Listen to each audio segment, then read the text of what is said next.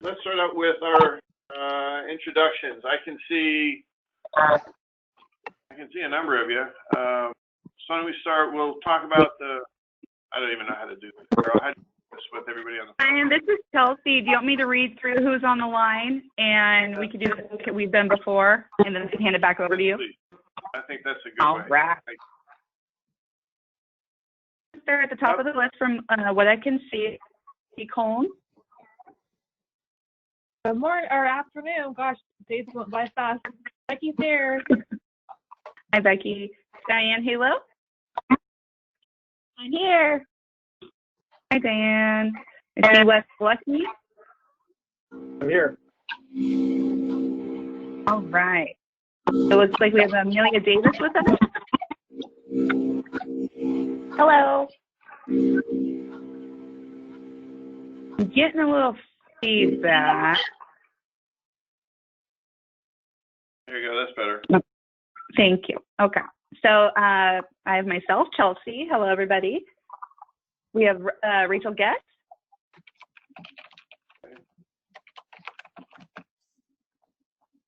She must be on mute. Brian, obviously. Hi, Brian. Brittany Fox Dating. Good afternoon, everyone. Carol. I'm here, thank you. Courtney Ward. Hi, good afternoon. Hello, we have Dan Ferguson. You want to wave hi? We have Vizzini. Vizzini's here.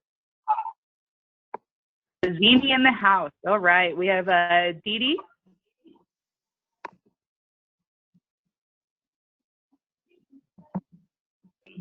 Okay, we have Eric Nilsson.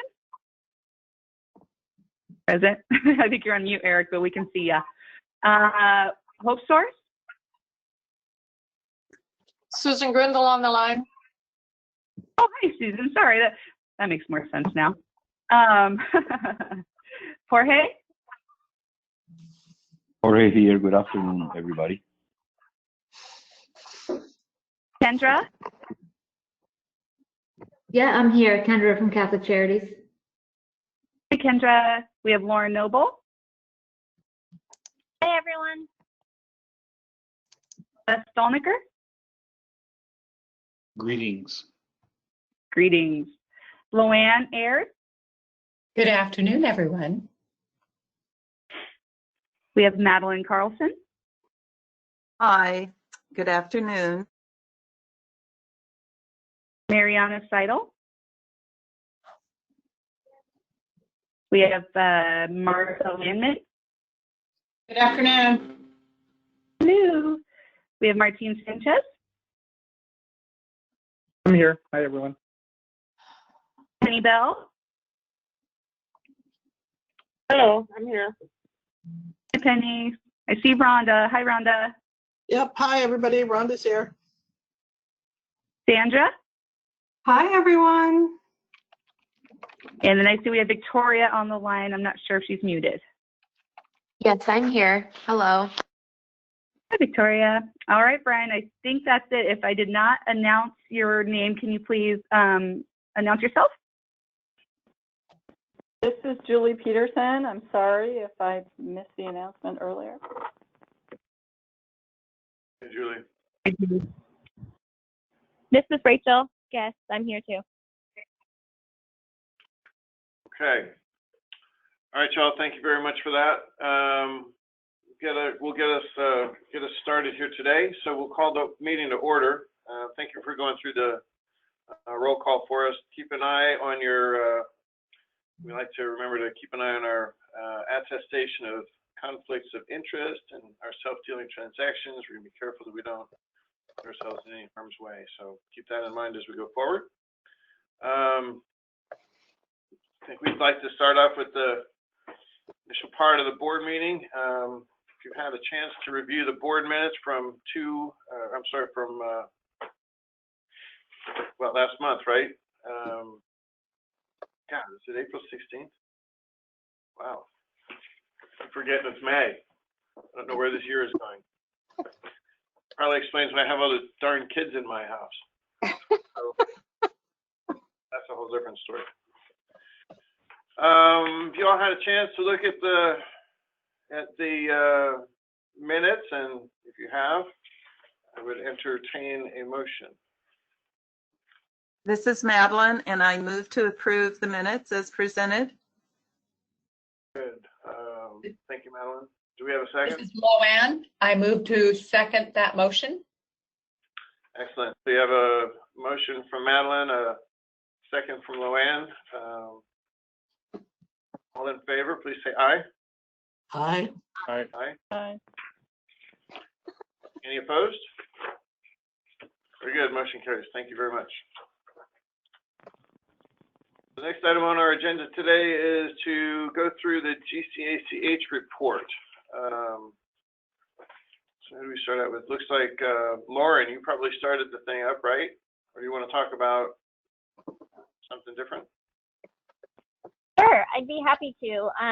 So many of you attended last month, but just to give you kind of a recap, we hosted our first ever virtual press conference last month on April 17th to announce. One more time. So we may have a couple of people who probably want to put their phones on mute. Okay, thanks. So go ahead, Laura.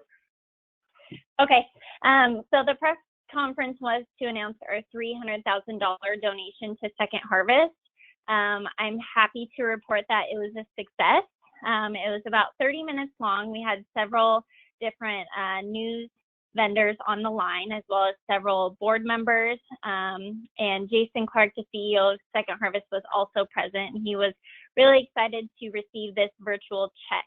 So it was exciting. I think it'll make a really big difference in the Greater Columbia region. We've already seen a large increase in mobile distributions from Second Harvest, and so that's exciting, and we're hoping that some of our funds are going towards that. So yeah, that's all I have. Really cool. I saw it on the news that night. So it was like a virtual check and real money. So that's better than the alternative. Yeah, it was exciting to see so much news coverage and participation. So it was great. Yeah, that was good. I really enjoyed that, and I appreciated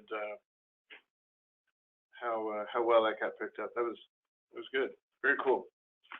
Okay, thank you. Carol. Right. So the board will be hearing a presentation a little bit later on about expanding the skilled nursing facility care package across the GCACH region. But locally, there's an initiative, and Luann's very familiar with this. It's called All In Tri-Cities, and Greater Columbia ACH has adopted as its cause the distribution of care packages. And we're trying to raise money locally for that effort locally, but also trying to jumpstart it with using some telehealth funds for the region. So you'll hear a little bit more about that later, Brian. Mm-hmm. Okay. Yeah, I reviewed that stuff. I'm looking forward to that. Very good. Thank you. And the next item on here that we've got is the Becoming Patient-Centered with Martine, correct? Correct. So this, this month, this month, the spotlight that we want to shine on is on Lord's Health. And this small little paragraph that I wrote about them is talking about their implementation of the collective medical platform into their sites that are going through practice transformation. We know that we knew that they didn't have it, and that was a barrier for them. So now that they have implemented collective medical, they're looking into readmissions, rehospitalizations, and they actually have met with Consistent Care to see how they can coordinate their efforts in identifying those patients, since Consistent Care has a contract with Catholic, the hospital, and also Amerigroup, so that they can, when Consistent Care identify one of those patients, they immediately reach out to them. So the purpose of the meeting with Lords was for them to, identify some patients. And right away, they were able to identify one individual that had been to, I believe it was a Lord's patient that had been to Catholic, I want to say like 26 times, in a short period of time. So they were able to identify that individual. So Lords is now going to be taking on that responsibility of managing the care coordination for that patient. So they're seeing a lot of great things coming out of this implementation of selective medical, and they're still kind of in the learning phase. But just in this short time that they've had it, they've made some good success at reaching out and identifying those patients that are utilizing the ED inappropriately, and then trying to get them connected with a primary care provider within the Lord system or anywhere else. Okay, pretty cool. Very good. All right. Do we have any questions there? Thank you very much. That's really good. Next one, Becky, financial executor portal updates. Executor, I like that better, Brian. Executor, right? I think executor might have an E at the end, not so much an O. Like the guy who does the executing. So anyway, go ahead. Anyway, so this report is kind of short. It just shows you how much money has been paid out for our practice transformation sites for cohort 1 and 2. Next month we'll have a column for cohort 3 because we've made some payments to them as well. And also, just a point of interest, the portal has normally is only open every other week to make payments, and because of COVID, they've opened it up so that we can make payments weekly. And so a lot of the ACHs are sending out payments weekly, and some of them have changed their contract structure so that they can pay their providers to kind of help them get through COVID a little bit, give them some money. So it's kind of nice that they opened it up weekly forever for the providers. Very good. That's it. Okay, thank you very much. Sam, are you still are you online? Brian, I think that Sam is out of pocket. Unfortunately, she has a very, very sick mom that she's attending to in Tennessee. So why don't we let Brittany introduce herself and tell us a little bit about where she came from. Okay, thanks. Hi everyone. So my name is Brittany and I am new to the Greater Columbia ACH. I am on my 4th week now. I'm doing some pretty intensive training, which is really great. I've been very happy with the training that I've been receiving. I know it's going to be setting me up for great success here. I am from actually Lourdes. I was a practice manager there for the urgent care and then also their family practice clinic. And then I interimed for several other departments when they were in transition. So very familiar on the other side of working with practice transformation from the clinic standpoint. So I'm hoping that that'll be able to help me relate to some of these clinics that I'll be working with in the future. Very good. Okay, well, that's great. Look forward to visiting with you and meeting with you. Thank you for joining us. And then Carol, do you want to figure out how you want to do the next item on here? I can take this one since Sam's not around, but basically the short story is that Greater Columbia is actually delivering more than the patient-centered medical home model of care.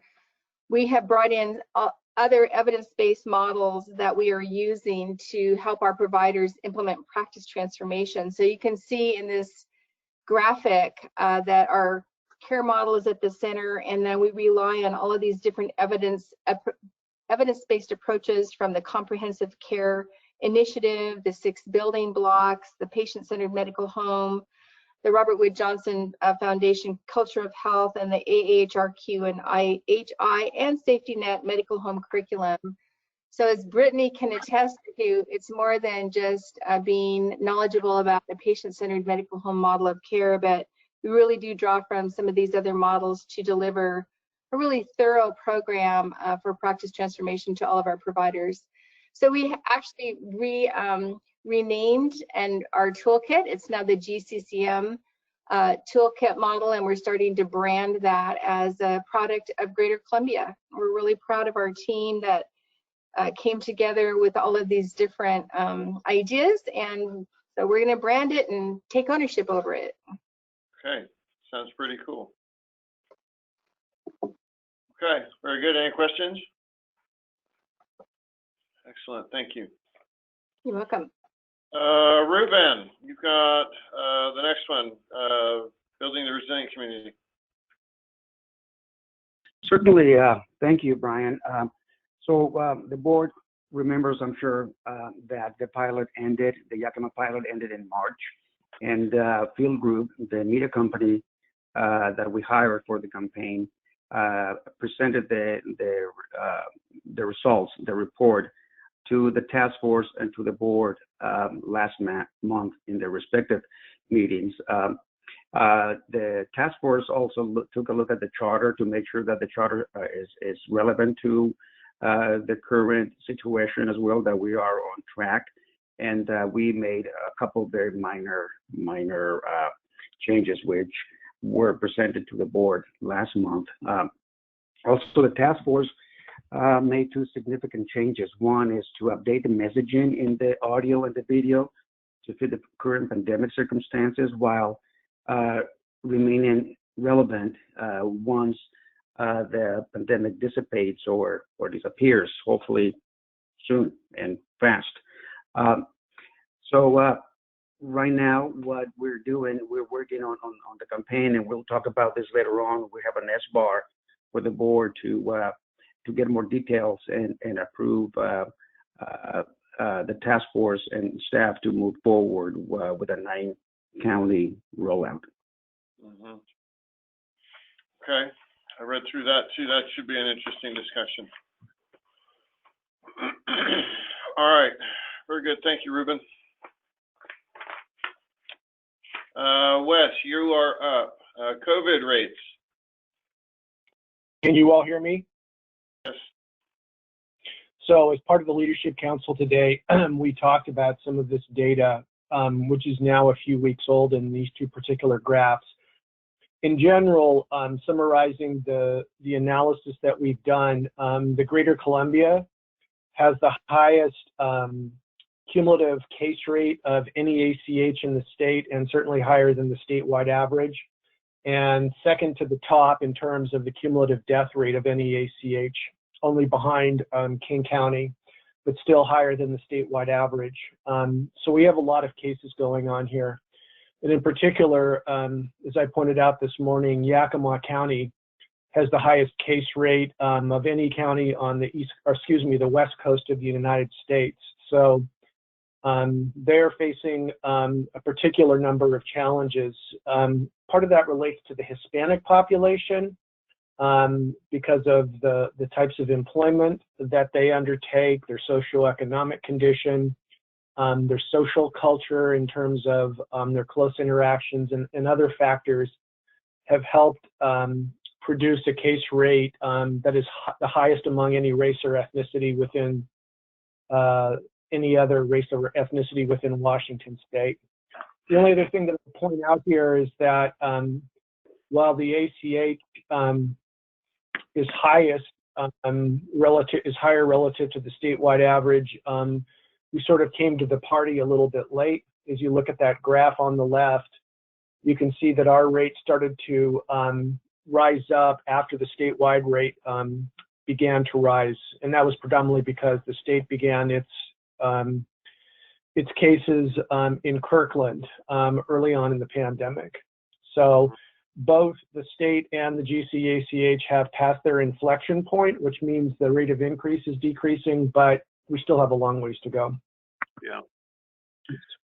I had an opportunity to visit with state epidemiologist the other day, and he told me that in Yakima County we have the highest per capita testing rate in the community or in the state, which maybe that's why we have a bunch of tests or positive tests. But there's no question that there's a lot of the mitigation efforts that or we're supposed to be doing are really not being followed. It's pretty remarkable. And we have, Brian, I'm sorry, go ahead. Well, I was going to say a lot of the cases that are happening are happening in your backyard in Sunnyside. Yeah. Well, and again, I think a part of that is that we've run 1,000 tests in the last, 8 weeks. And so they get, some of it's testing, but there's no question that our numbers are not declining.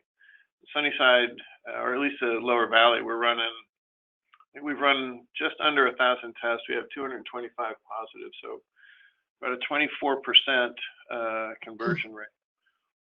So it's a little, and it's just been kind of hanging right around that 22, 23, 24 for probably the last 3 weeks. Brian, this is Rhonda. I think what's even more alarming is, our rates, they're going up faster. We were averaging between 13 and 17%, and then starting in May, since May 1st, our rate is 30%. Wow. Huh. Yeah, that's big. And again, and we're off topic a little bit, but I had an interesting conversation or article I read the other day about the community I was in South Florida. Very, very similar population. Their positive tests are coming in at about 40%. And again, it's a ag community in South Florida with very similar backgrounds, and so it can get worse. I don't think those guys in that part of the country, are certainly not in Florida, are doing the same kind of mitigation efforts that we are here. But certainly, there's no question it can get a lot worse. So we're gonna continue to work on some things around here and see if we can't get almost a continuous testing over a much larger group of patients and figure out what we're actually dealing with. Because my suspicion is it's bigger than 25 and 30%. So we'll see if we can get that done in the next couple of weeks. So thank you, Wes. It's a good time to be an epidemiologist, I guess. Yes, it is. Yeah. Next item on here is the Learning Collaborative schedule. Diane?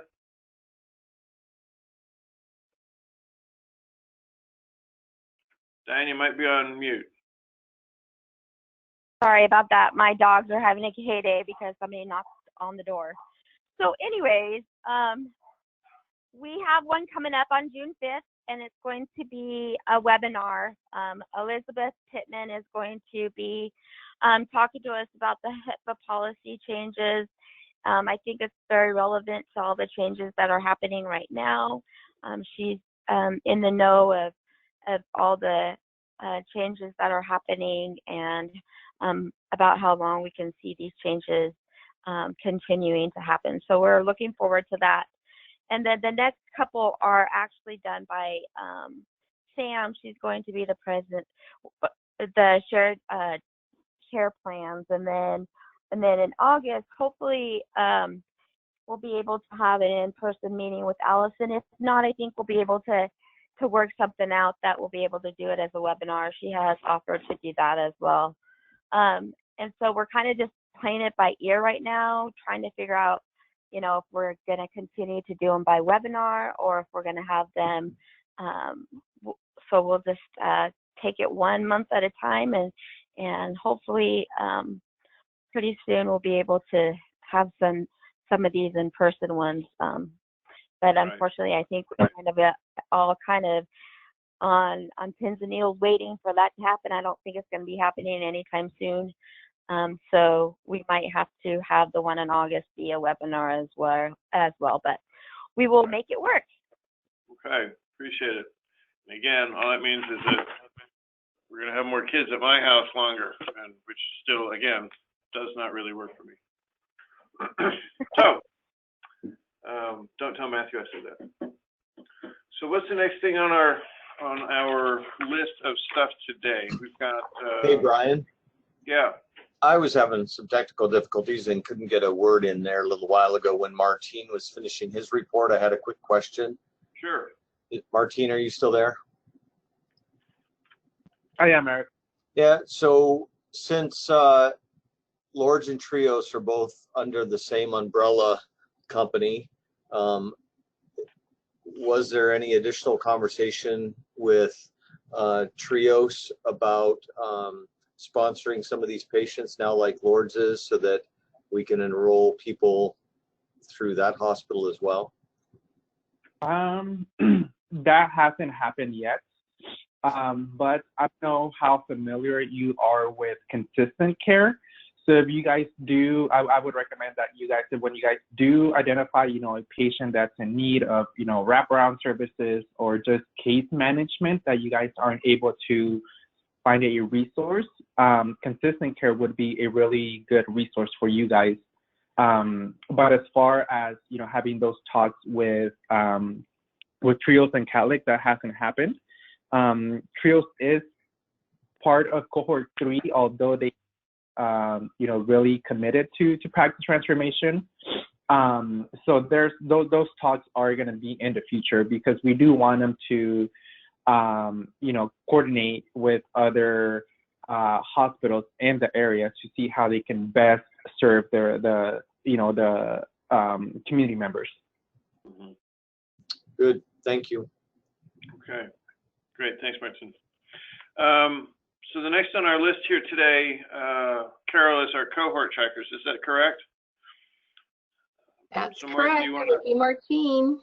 Okay, Martine, do you want to kick us off? Yes. So don't be alarmed. It looks really busy on here, but you guys will notice this is a tracker that we have been looking at after every quarter. Just it shows you guys when sites have been reporting their quarterly reports, their milestones. So the ones in red, that's Q1 of 2020 that was just reported, and the ones in black are the previous reporting dates from last year. So I just kept those on there. So I'll probably maybe next quarter around I'll take them, I'll take last year's off, just so it won't be so confusing and so busy for our eyes. But just so most of the sites have reported. We have been having some issues with our reporting portal lately, with data, going missing. Rhonda is familiar with that, with some data missing, after it has been inputted, but we have been working with the help desk to get all those things figured out. But there's still some sites that still need to report or finish their reporting. They're having issues with COVID. We know that everybody's focusing on COVID-19 right now. Some of the sites have mentioned that, they're cutting hours for some of their staff. They're going through financial issues. So there's some other issues that, are going on because of COVID that's kind of impacted the way that they have been reporting. But we have been, Sam and I, Laurel, and then Brittany later on will work closely with these sites just so that they can get the reporting done, this next quarter, get it done in time, given that there's no, issues with the portal or, anything else going on. But so far from cohort 1, year 2, everybody, the workbooks, we're in the process of reviewing the workbooks currently, so you guys can get paid. But so far, the ones we have reviewed, the data on there looks awesome. You guys have done a wonderful job at implementing, decision aids, the patient satisfaction survey, self-management support, risk stratification. So all that looks awesome. And even for the cohort 2, year 2, there were some new questions, requirements that we added for those sites. And those haven't been an issue for most of the sites. I believe probably the most common issue that we have heard out there from our sites for a new question that we added is, where do we get our patient rosters that the MCOs are supposed to be sending us? Because some of them don't know that they're supposed to be getting those rosters, or don't know who to reach out to or where to go to get those reports. But we have been working with those sites, and we have been working with the MCOs as well, identifying who the proper person is for each region, since there's different regions that they cover within our Greater Columbia region. So we're working with those and getting those contacts out to those organizations that don't know, where to go, who to reach out to. But so far, this is cohort 1, cohort 1, where you guys can see a full year of practice transformation and then an extra quarter of 2020 for year 2. Any questions for cohort 1? Are the items in red, are they just the ones that are just the last quarter that's been submitted, or are they the ones that you haven't gotten back yet? Those are the ones that have already been submitted, the ones in red. Okay. Martine, what are the columns that are blank? Those I have to go back and update. So that will mark the date when, there's the first blank on there. It's the clinical pharmacist, just to see when that, integrated, if they weren't already integrated with a pharmacist. And the other blank is a MAT provider for those that didn't have a resource or, a provider that would be able to do MAT within their organization. It's just filling in those dates. Oh, thank you. Okay. All right, that's really good. Other questions? I did, Dan Ferguson had a question, Martine, about who the practice navigator would be for Yakima so that they could, he could invite them to the Interprofessional Education Committee. Dan, did you want to add anything further? Sure, we're just expanding our list of stakeholders and partners, and I just think because of the emphasis on practice transformation that so many of our organizations are involved with, and the emphasis on team-based and interprofessional care, that it would be wise to have a practice transformation navigator on our committee to help inform, but also to help disseminate opportunities to collaborate and partner. So let me know who the point person is for Yakima. Okay, well, we actually, Laurel, myself, and Brittany all have sites in Yakima. Even we share some sites in Yakima. I would say include all of us, because we all 3 of us have different backgrounds, contribute different ideas to the group. But if it's limited to just one, then I would probably ask Sam who she thinks is best to be on that committee. So I can get back to you on that, Dan. I appreciate that, Martine. And we don't want this to be staff. We don't want to monopolize all your staff time, but certainly one representative from the navigators would be really, really good. Mm-hmm. Thank you, Carol. Yeah, no problem. Take care of that. And then we also have 2 other trackers for cohort 2 that just finished their 3rd quarter of reporting on here. And these are the 17 behavioral health organizations that we contracted for IMC that we made our 2nd cohort. And again, same thing for the reporting. They're doing awesome stuff, especially with telehealth, given that, all the services, they had to turn them into, virtual services that they're offering. And I emailed Carol earlier to tell them, what Merit did. They have different sites around the valley, and they were having difficult times, before COVID, to get groups big enough to hold a group meeting with their clients. Now with Zoom, they're able to get people from all the different locations and come up with one big group. So I thought that was really cool. I'm like, hey, this is one of the benefits of having, telehealth now that, you're able to reach more people with fewer resources available. So I thought that was pretty cool. And even all the other sites, they're still continuing to provide services, quality behavioral health out in Clarkston for those people that are on MAT. they have a provider there that's able to do a drive-by kind of visits where they're able to, just do curbside, and then the provider's able to assist them in whatever they need. So cohort 2 as well, they're doing awesome stuff, and it's showing in the work that they're giving us. Yeah, I would imagine the telemedicine became a lot more important, and I think that's Oh, a yeah. paradigm shift too, because I don't think that's going to change. That's like sending everybody to work from home. They're not coming back. So, and it's okay. I think that's all good. And hopefully, the decision leaders, and the healthcare authority at the state level see all the benefits that telehealth is bringing in this current time, that, maybe we can adopt some of these new regulations and guidances, post-COVID or whatever, the new normal is going to be still, being able to provide those services and still be able to bill for those services so that those sites can, be sustainable. Yeah, I'm certain that's correct. I'm sure you're right. Okay, very good. Thank you. And then we are one more. This is the third cohort. This is their first quarter of reporting. So for them, you'll only see one date on there. And then this cohort, if you guys remember, is made up of, more hospitals, Catholic or tri-state and trios.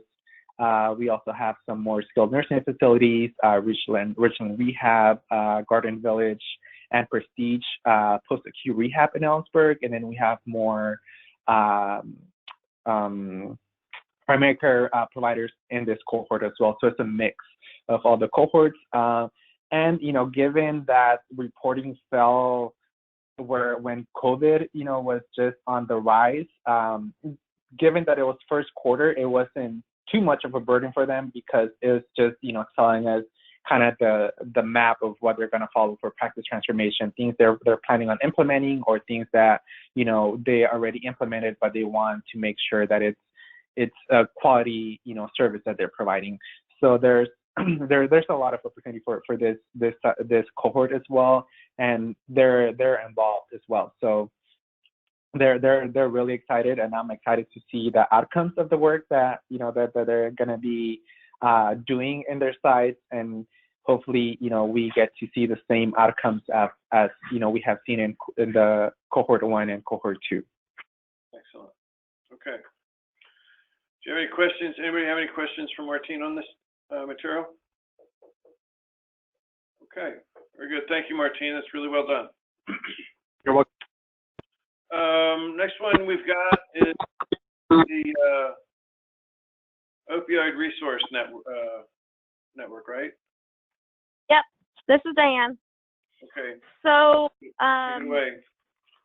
Okay, so we have Benton Franklin Walla Walla. This was their last quarter of their contract for their reporting, and they hit all of the milestones for their contract, well exceeded it. And the last board meeting we presented that we were going to go forward with them for next year, and so we're still in the process of getting that contract ready and out the door. For Kittitas, they're a little bit slower going. They did about the same as they did last quarter. So they have a total of 11 patients. And they still have continuing 4 of those 11 patients continuing after 30 days. And with everything, with COVID and everything, they have not been able to reach out as much to get their opioid resource network developed. So they still have, they have 5 doctors that they contract with, and for their MAT treatment, which are the KVH providers. Whitman ORN has just been super. I mean, they have 48 patients on Medicaid inductions this last quarter, which, to be honest, I am just amazed on the work that they're doing. They actually hired Kim Thompson as their ORN manager there, and she has just been a force to be reckoned with. She's just been really amazing and developing their network really well there in Whitman. And then in Asotin, Garfield, and Blue Mountain Heart to Heart and Tri-State, they are still developing theirs. Theirs has been a little slow as well. They have about 5 patients so far. Only a couple of them have stayed on with it, but they also had a hard time continuing with the COVID and everything, trying to get their network up and running. So that's where we're standing with all of them. I think this was only their second quarter of reporting for most of them, and with COVID kind of hit them strong. One of the good things about Benton Franklin Walla Walla is, like Martine was saying, Consistent Care has been working with Lourdes. So the next part of their contract will be really focusing on working with the navigators to kind of get into the practices so that they can help them know how to, where to refer their patients for medicated assisted treatment. Kind of like that transition that we talked about when we originally set these up, of being a bridge between primary care and the opioid resource networks. And so hopefully they'll start developing those relationships with the practice transformation providers, and then that way, they can start knowing where to recognize their opioid patients that need to be in treatment. So I think that's kind of the exciting next steps for that one. And Okay. so we're at so far. Okay. That's good. Have you guys, do you think that some of the telehealth opportunities would help with development of some of those networks? And maybe there's a way that we can create a little bit of infrastructure. The nice thing about telehealth is a lot of it can be done with tablets, and we just put a telepulmonology program together here, which is very, very cool. So maybe that's So we in. provided the funding for them. Yeah. We gave opportunity for the opioid resource network to have telehealth, and so we have provided the funding for them. Like I said, Whitman's been using it like crazy, and same with Benton Franklin Walla Walla. And I think that if we can, get the other two going with the telehealth as well as the other ones, that we'll see a big difference as well. Yeah. Hey, Brian. Yeah. Just to also respond to your question, listening to the Benton Franklin Walla Walla ORN meeting this past week, they do report that telehealth is working for SUD patients that are established. They seem to be transitioning into that technology pretty easily. Newer patients are having a little bit of a harder time going in. Consistent care, yeah, just a little bit. That face-to-face contact, initially there are some trust issues that have to be overcome. Consistent Care reported that they are using the telehealth technology as well. Got some funding from North Sound ACH to have a transportable kiosk that they can take out in the field so they can have one-on-one contact with patients using the telehealth technology, which has supported their work. So it seems to be making a difference on the ground. I wanted to point out one statistic that was reported out at the ORN meeting for the Benton Franklin and Walla Walla syringe service programs, which are feeders into the ORN. In 2020, year to date, they've handed out 205,000 syringes. And in the month of April, they handed out 50,000 alone, which is indicative of how the shelter in place has increased stress levels, and that's increased use of street drugs local market, black market drug supply is up, and there are just some problems on the ground. So this program is in place at a really good time. I agree. So this is Rhonda. I'd like to just throw in a comment. In our experience with our program, we're still getting our hub and spoke program. The comprehensive has done a really good job with their outreach program of still finding people. And telehealth is not working well, at least with our population, but telephone visits are. And the state is allowing telephone for MAT programs. And we are continuing to bring new people into the program primarily because of the hub and spoke program and comprehensive outreach services. And our providers were really nervous about induction and starting with new patients that they've never met before. But we've done some webinars with our consulting family practice doc that has some experience with this, and that has really helped them along the way. And then the other comment is that some of the feedback that we got from our own outreach team that's working in the SAMHSA grant is that the street drugs are actually drying up. And so we have more people interested in getting into the MAT programs because they're having a harder time finding the street drugs, at least here. So I thought that was an interesting component. Yeah, that's very interesting. It's encouraging to hear about the telephone visits and the initiation of services, because I think that's where we found the challenge too, at every level, whether it's ORN programs or any other programs. It's hard. Yeah, we're struggling with telehealth, but thankfully in our state, the fact that they're letting telephone visits happen has been our saving grace, at least for now. Good stuff. Thank you. I appreciate it. Okay. Thanks, Diane. This is Ronnie. Can I make a comment, please? Of course. Okay. So I've had some health issues come up, and I've had 2 visits, one by telephone, and also one by telehealth and with my doctor.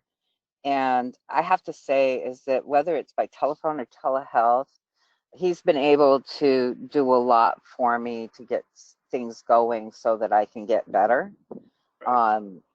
So I think that my appointment was actually set off until July, and I was able to talk to him and on the telehealth network that they're doing to get some of that going, and then by phone he was able to complete all the things that I needed so that I can get healthier.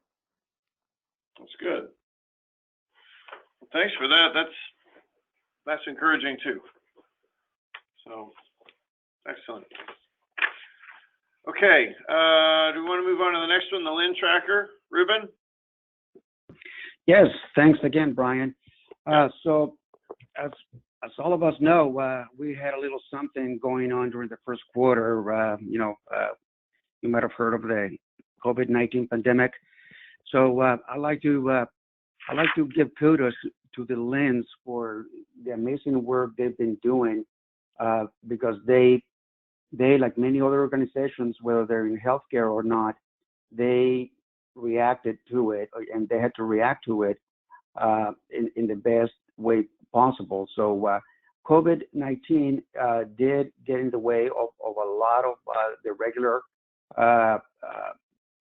jobs that every organization is responsible for. So many of the Lynn's, they use a lot of their resources and energy to deal with the pandemic. Many as Lynn's and many of the Lynn leaders individually jumped on the task to deal with COVID in their region. So we have, and I'd like to apologize here. I got excited that we have 3 Lynn leaders, 3 Lynn's who completed all the deliverables during the first quarter, and that doesn't mean that the other Lynn's haven't completed any of these tasks.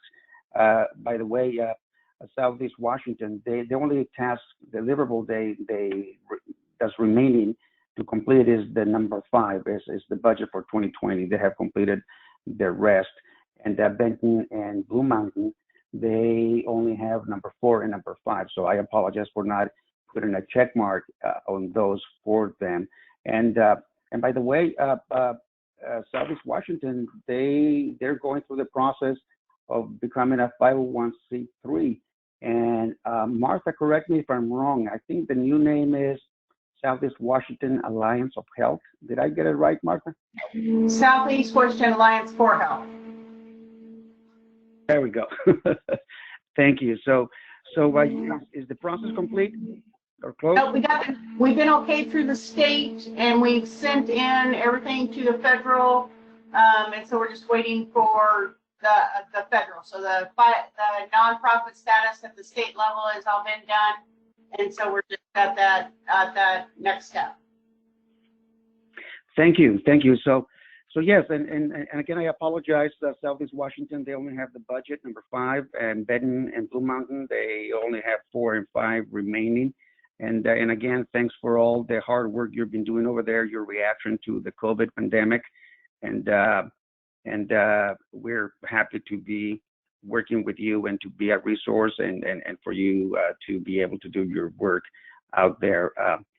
That's it. I'm gonna go ahead and put the check marks, the ones that I missed there. Okay, I apologize for that. Okay.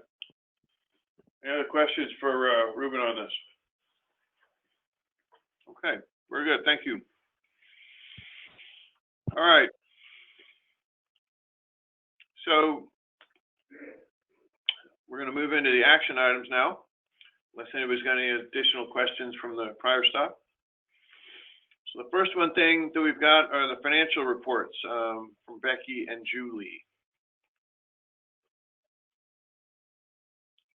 Becky, Thank you, Brian. Thank you. Sure. So we had our finance committee meeting last week, and we had pretty good attendance. So that was nice. Julie had missed last month, so it was nice to have her back. So we went over the financial statements, and they're actually pretty lax because we're not spending a whole lot of money right now. Everybody being at home, there's not a lot of travel. There's no, we're not going into any fun training. So everything's pretty stable. And Julie, was there anything that stood out from the finance committee meeting for you?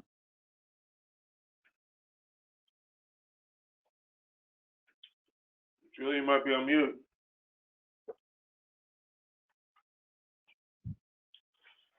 Okay, well, we'll let her answer that later. So we have the budget versus actuals up on the screen for you guys to look at. Our revenues that we're budgeting out for. Whoa, what happened? Oh, thank you. So we have the Yakima Nation, that's where we're paying them for their land contract. And then we have our Rural Health Collaborative grant. We just got another payment for that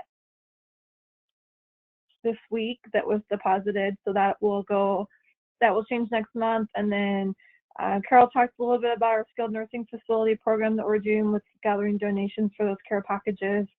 I think that number has changed since this report was ran. And then we've got our interest for a Numerica account.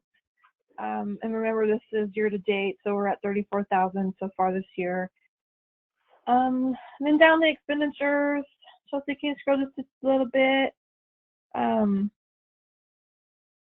So as we talked about the finance committee meeting, we're approaching our mid-year. So next month will be mid-year. And so I always like to look at the percentage of what we've spent, and you can see we're doing really good, I think, for our budget this year.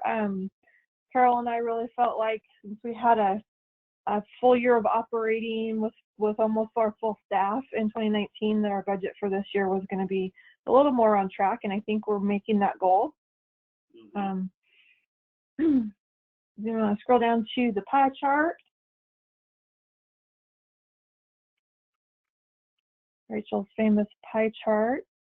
Thank you, Rachel, for putting these reports together for us. Is there any questions? Not a whole lot going on in the finance committee. Brian, did you want to say anything since Julie seems to be? Yeah. No, I'm good. I was on that. I was at that meeting as well, and I thought obviously you're right. The activity's been a little bit skinny this last couple of months. And that you're carrying some stuff over. You're making notes to the financials. Tied back to your auditors. I think everything was fine. I didn't see anything. It was a pretty basic, straightforward month, right? Yeah, definitely. That reminded me of something else that we did talk about at the finance committee meeting, is that our audit did start. We were supposed to start in March, but because of COVID, it got postponed. And the reason is because they like to start the audit off in the office in person. And so since we weren't able to do that in March, and we still were not being able to do that in May, they decided to just start kind of backwards and start with looking at all of the documentation that Rachel and I and Carol have been submitting for them. So they're kind of hoping that we can, by the time they get through all of that, that we'll be able to actually meet in person, and they'll be able to do their in-office part of their audit. So that's started. We'll see how it goes. Okay. Well, having, like I said, unless y'all have any questions, as a participant on that board, I'd be happy to entertain a motion to accept the financial statements as they're written. Again, it was kind of a quiet month because everybody's at home doing their thing. But This is Rhonda. I'll make that motion. This is Ronnie. I'll second that. Excellent. Thank you very much. So motion by Rhonda, second by Ronnie. All those in favor? Aye. Aye. Aye. Aye. Aye. Great. Anybody opposed? Motion carries. Thank you very much. Thanks, Becky. Brian, this is Carol. I know that as a nonprofit, we feel very lucky that we are working full time. Even though we're working from home, it's really a secure feeling knowing that Greater Columbia has the resources to be able to fully, pay for all of our salaries. So I don't know. I just feel really grateful about that. Carol, I was going to ask, you didn't apply for the PPP loan, did you, or did you? No, we didn't. Were you eligible? And was that a consideration? Well, honestly, I might have looked at it. We're not considered an essential business, Rhonda. So, and you'll be seeing our policies coming up here for getting back into the office, which we might have to spend a nominal amount on masks for the employees. But otherwise, since we weren't considered essential, and we could all work from home, I think that was the reason we didn't apply. Okay. And I guess I should ask this before I made the motion, but I'm going to ask it anyway. And I think I asked you this the other day on the phone, but at this point, nobody said anything about potential cuts to our funding with the budget, everything happening with the budget at the state. You're not concerned about that at this point? We're not. We had a meeting with Marianne Lindeblad and Sue Birch last Monday night, not this Monday, and there was no conversation about that at all. Maybe conversation about you're not going to get everything you ask for from the state legislature next year because things are going to be really, really tight. Okay. I heard this week on something that some caller was on that the governor's asked all of the departments to cut their budgets by 15%. Wow. So I didn't know if that was going to affect our funding or not. Thanks for the heads up. I will ask. Okay. Yeah, we've already. And also, Rhonda, to your first question, we did talk about that as all the ACH's CFOs. We meet monthly, and that was a topic that we discussed. And one of the ACHs did apply. So we'll see how that goes, if that goes anywhere. Okay. Well, and I think I heard on the news that early this morning that there's a bipartisan proposal for another round of PPP. So it's got a ways to go before I think if it gets approved. But so in the event that we're looking at any cuts, there might be an opportunity to apply if that seems appropriate. Thank you. We'll keep an eye out for that. This is Dan Vizzini. I just thought I'd interject. I heard on a call earlier this week that Olympic did apply and already has received their PPP funding. That's correct, Dan. Yeah. Oh, okay. Well, we're happy to be able to be in the situation where everybody's working too, and you're not dealing with any kind of furloughs or cutbacks or any of that stuff. So not everybody's having that opportunity. So I'm glad that the organization's able to be there too. Okay, thank you all for those comments. Next item we've got on here is the SBAR for the Community Resilience Campaign. Ruben, do you want to speak to that, please? Yes, certainly. So the situation part we kind of covered during the GCACH report, and basically is referring to the Yakima pilot having been completed in the task force meeting, and recommending that we move forward to the 9-county launch, and the report made by field group to the task force and to the board. And on the background, the board remembers, I'm sure, when we first started this campaign, and the board understood that the devastating effect that ACEs have on the population's health, physical and mental health. So we also understood that the messaging campaign with a training component can help build resilience and prevent and reverse the effects of ACEs. So, and jump in if you have any questions, okay? Or you can wait until I'm finished with the SBAR, because they might be answered in between. So when we first launched the pilot in Yakima, it was anticipated that we would be scaling the campaign as it was in the pilot, the script language, the videos, the print. However, the task force recommended that due to the current pandemic, that we make some adjustments to the videos and to the audio, the scripting of the video and the audio. Do some updates for the campaign to fit the current circumstances, the current situation. And I kind of covered this also during the GCACH report. In addition to the change of scripting to fit the pandemic, the task force recommended that we suspend the in-person trainings, the training component of the campaign. As you might remember, we have a training component targeting the people whose profession have them working with children and families, like daycare providers, foster parents, CPS people, juvenile justice, etc.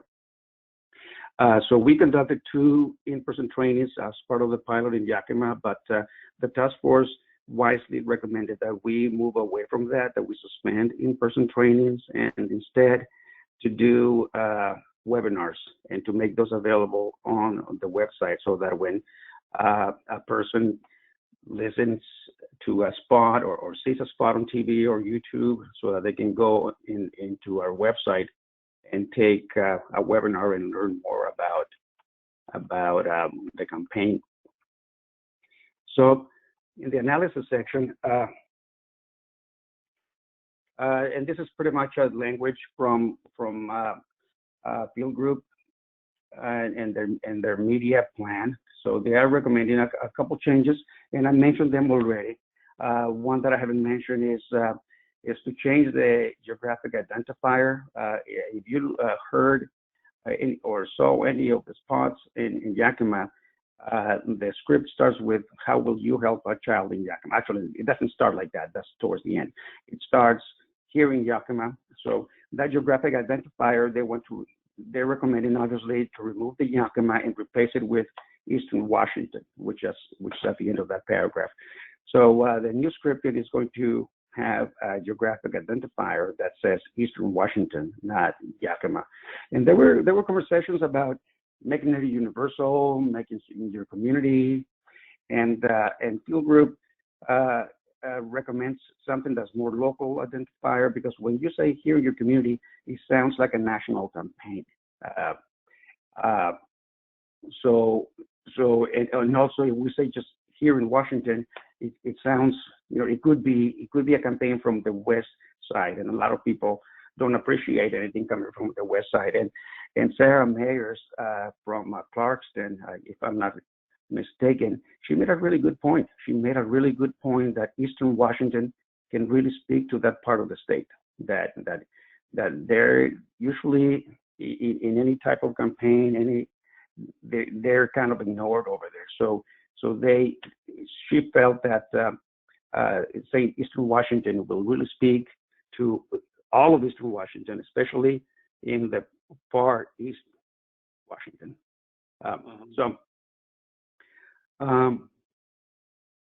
So the campaign now that we launched it to the 9 counties is going to be covering more rural communities, and Field Group is recommending that we spend more resources on digital media, and still being supplemented by the traditional media, which is radio and TV. But they are recommending that we move to more digital media, to more direct mail, people receiving cards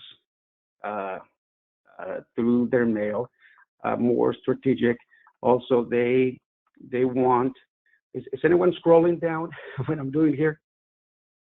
Chelsea, you're scrolling down? There you go. Okay, so yeah, that's where I am right now. So they're thinking of very, very specific, very localized media, such as church bulletins, club newsletters, parent-teacher, PTA newsletters as well, and some other very specific supplemental work, and this being played while the mass media, the traditional media, radio and TV ads are playing on the airwaves, and in addition to newsletters from school districts, other community organizations, professional groups, and church. I think I mentioned church bulletins already, and also this will require working with local influencers, which we have spoken with many already.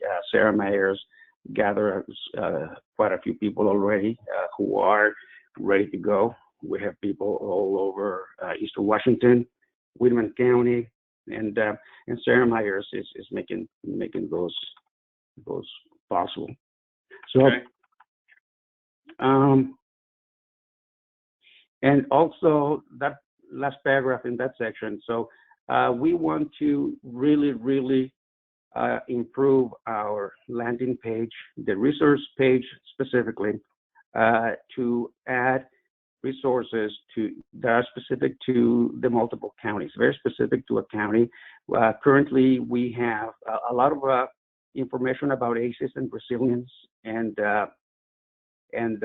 we want to have more localized resources by county, and that's another area we're going to be working on. Give me a second, I have to take a drink. All right, so measures. So we're going to be, the task force recommended that we use the same process, assessment measures, as we did during the pilot. And those bullet points there, you can see the media platforms that we looked at and the different measures that we used. So this is mostly TV and radio and print. That's what media companies call static media. It's the best thing you can do is look at the number of potential viewers or listeners or readers that you can reach within that geographic area. So we're going to do the same during the 9-county campaign. Digital media, that can be very, very specific. That gives you actual numbers in real time. and that is where they want to, the media company, that's pretty much where they want to put the bulk of their resources. They want it to be mainly a digital campaign supplemented with traditional media, which is TV and radio and print. Mhm. So let's see. Let's go to email, newsletters, and webinars. We didn't use this platform, emails and newsletters. We didn't use this platform during the pilot. So this is going to be new to the 9-county campaign. It'll be measured by the number of emails sent out and the number of people on the newsletter distribution. Webinars, like I mentioned earlier, this will be replacing the in-person trainings. And we are going to be looking at the number of people that attend the webinar and the evaluations, which, by the way, the trainings, the in-person trainings were very successful. We had 46 people show up to the first one before COVID was too well known, and we had 41 on the first one and 26 on the second one. The second one was on March 7th, and by then, people were a little worried about COVID. So we ended up having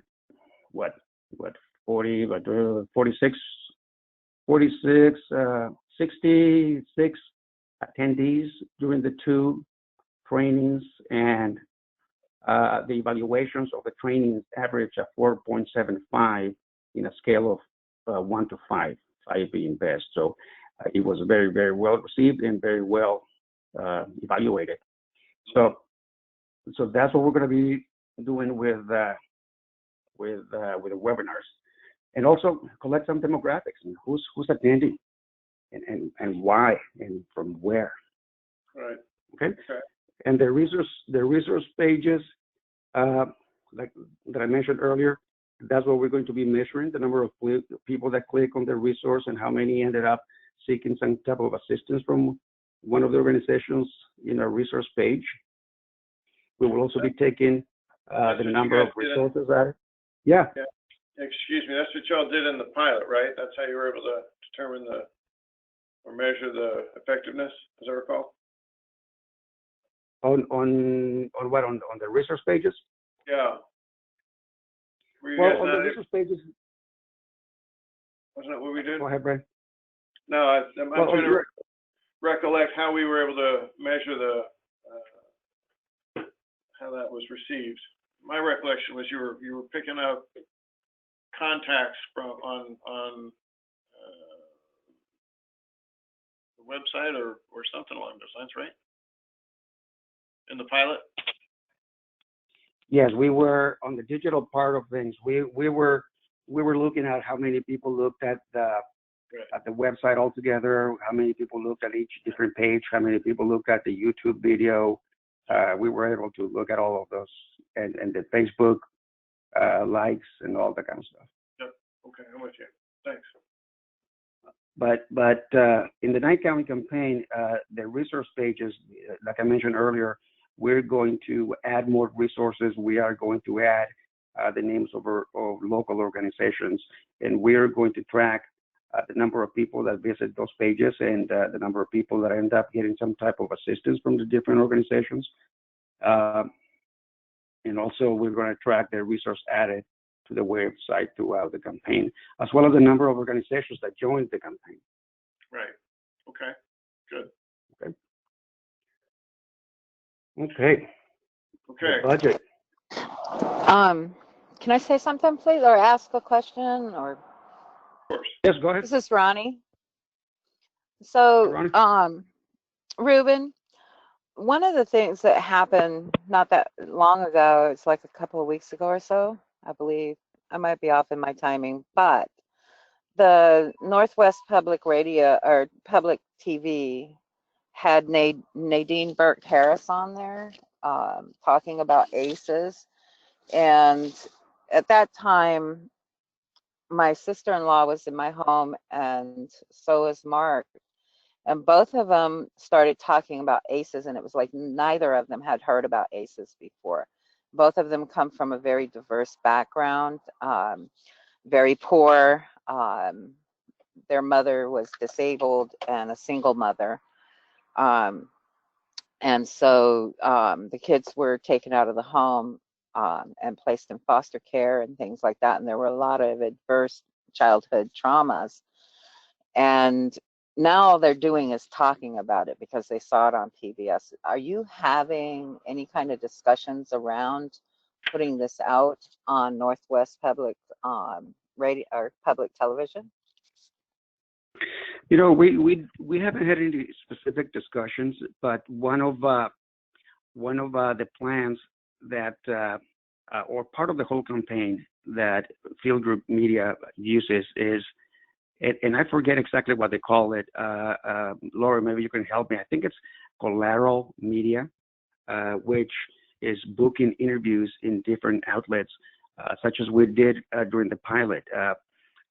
Minerva, one of the task force members, and I went on the Spanish Univision channel in Yakima, and we talked about it. Mary Virginia Maxwell and I went on KIT Radio, I think, very, as I understand, a conservative talk show, and it was very well received. The interview was great. And what else did we do?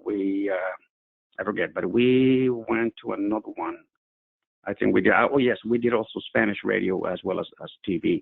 So I could see this NPR being one of those outlets that we do this kind of collateral media. Okay, good. All right, let's look at the budget. Okay, so the budget. So the box on the left, those are the actual numbers for the Yakima pilot. We budgeted $100,000, and as you can see there, on the left column, it's the categories and the amounts that were spent on each of them. As you can see, the total on just media alone was $90,000 and 187. And then on the trainings, as you can see there, those are the categories under the trainings. We spent $8,000, 143. In technical expenses, 2,200 pretty much. So we were a little bit over budget, $541 over budget on the pilot. And then on the right, that's the projected budget for the Knight County campaign. We don't have numbers on the media outlets because the media buys haven't taken place yet. So the cost for each category is not known yet, but we know what the cost would be in production, administration, and research, pretty much the cost that Field Group Media would charge us. And the quote there towards the bottom from SiteWorks to make the updates on the website that we need. So the total for the campaign, as you can see there, is $406,000 up there at the top, $406,000. And that together added with the pilot amount, it takes us to $506,000 and 681. I'm sorry, 506,681.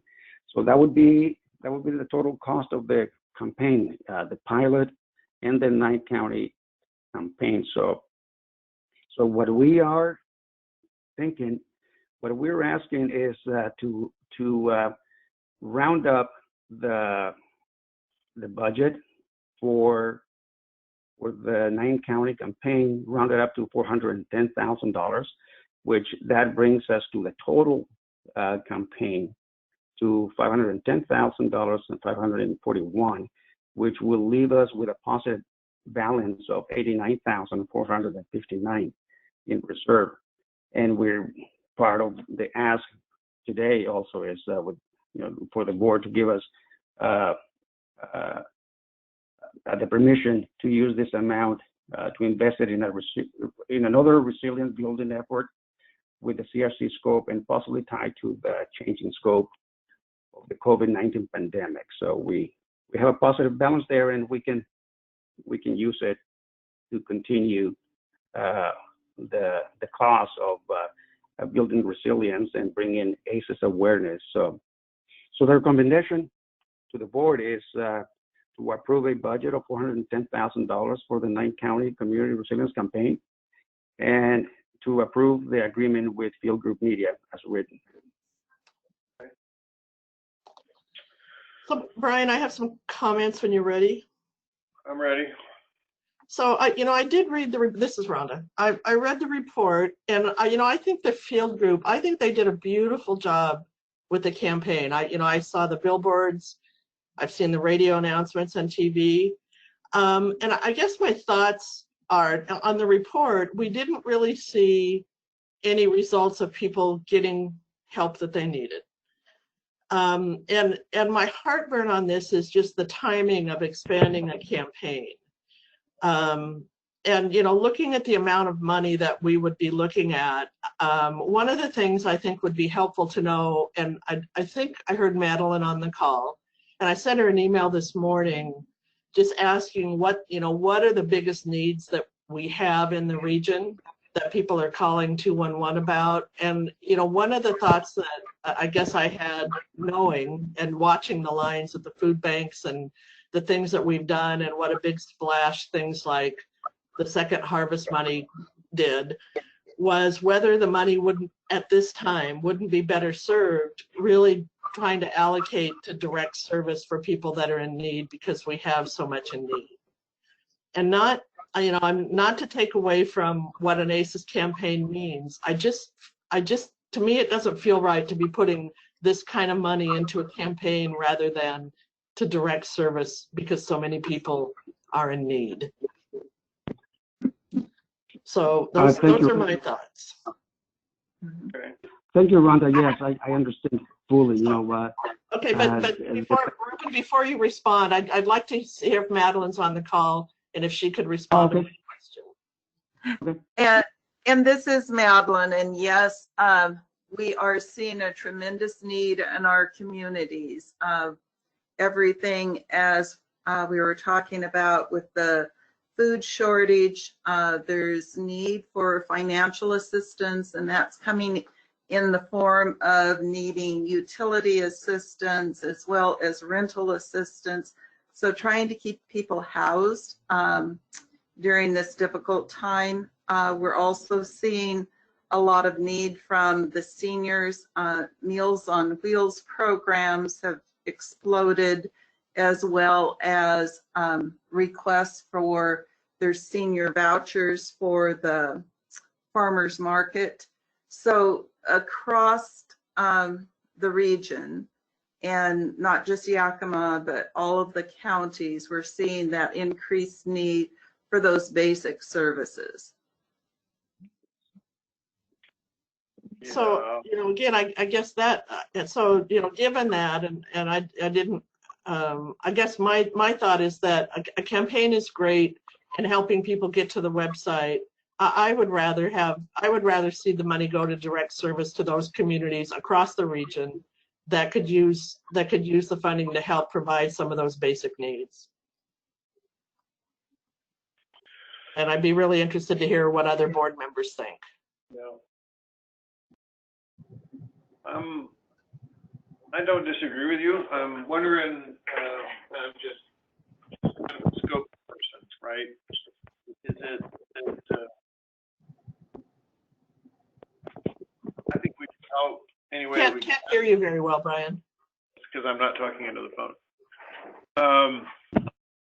I think we should help any way that we can, but I think we got to be careful where this might be more of a timing issue than a different place to spend the money. I'm not sure I'm saying it correctly, but it seems to me that we're kind of down the path of putting together an ACES campaign and an ACES program for the for lack of a better term, an infrastructure component of what we're trying to do globally with the ACH money in the first place. And so while it may be a timing thing, I think we probably do want to sort of reserve this. If we're not going to do it now, we probably do want to park this money so that we can do it later, and perhaps find direct care resources somewhere else? Because I'd like to do both.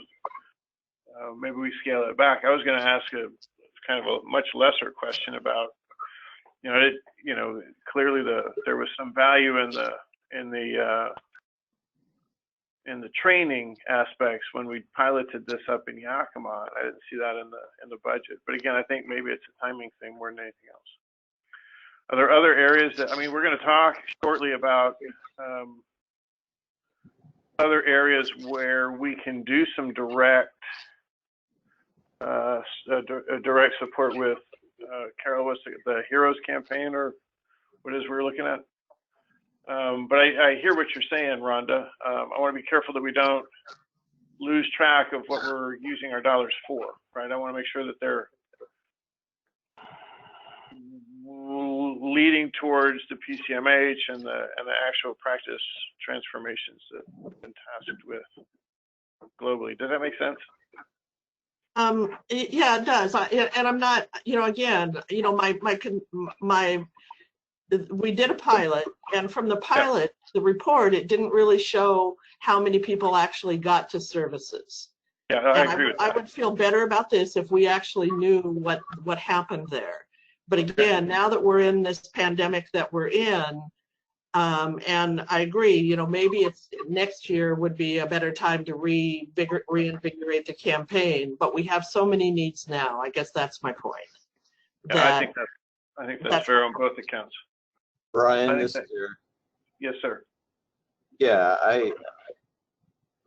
I guess for me, I also am easily struck by sticker shock a little bit, and maybe in a as big of a campaign as this isn't really that much money. But I know my organization right now, and by that I mean the entire city, is in a everything is in hold unless it's absolutely necessary right now. Because while there's obviously talk on one side that we don't know what revenue streams will be like here in 6 months. And there's some talk that, we're going to be okay over here. We don't know some of those things. And so I think not saying no, but saying wait, let's see where we're at in a little bit is a responsible thing to do. And I also like the idea of, if it's necessary, having these funds available for more direct assistance. Thanks. I'm agreeable. I think that's a reasonable approach. So the flavor that I'm hearing of the board is that. This is Ronnie. Ronnie. Hi. So over here at Crisis, we do have more people showing up on the screens that haven't had to deal with mental health before. Suicide rates are climbing. Child abuse is climbing. Direct resources are limited. We're still open at our doors. We're still receiving people. We're still putting people into transitions and into inpatient units. And I appreciate these doors being open, and I have a job during this pandemic. I know that there's people that are laid off. They're receiving money from their unemployment with a bonus on top of that unemployment, somewhere around $600 a week. And I know direct services are important. But I think in respect to this campaign saves lives. This campaign lowers the level of suicide. They lower the level of abuse. They lower the level of mental health status. And I think this is an important campaign due to those things. I think maybe tabling it for right now and looking at what other community things we should be doing is appropriate, but I don't think taking this off of the to-do list should be done. So, maybe we come back to this in a month or two. But I think that we need to really be clear, this is something that's going to be saving lives. Yeah. Ronnie, I would I think the flavor, where I was going to go with that, I think the flavor of the board is probably what you just intonated. And if it's okay, if you want to make that a motion, let's table this thing for a little while, a couple months. Maybe. Brian, can I add something really quick before we go to the motion? Of course. Just to put a little bit more context on the campaign, and I fully understand that the current situation, every organization needs to reconsider their priorities. There's certainly these are present issues, and but I just want to make clear that when this campaign was developed, the task force recommended for it to be an awareness and education campaign, and that's what the board approved, and that's why it's mainly focused on that messaging part and the training part of the daycare providers and foster parents, etc. So that's why you don't see a whole lot of number of people getting any direct resources or benefiting from any direct resources, because from the beginning it was not intended to be that type of campaign. It was intended to be a messaging and an education campaign, and that's where it went throughout its development, and we are now during the 9-county campaign.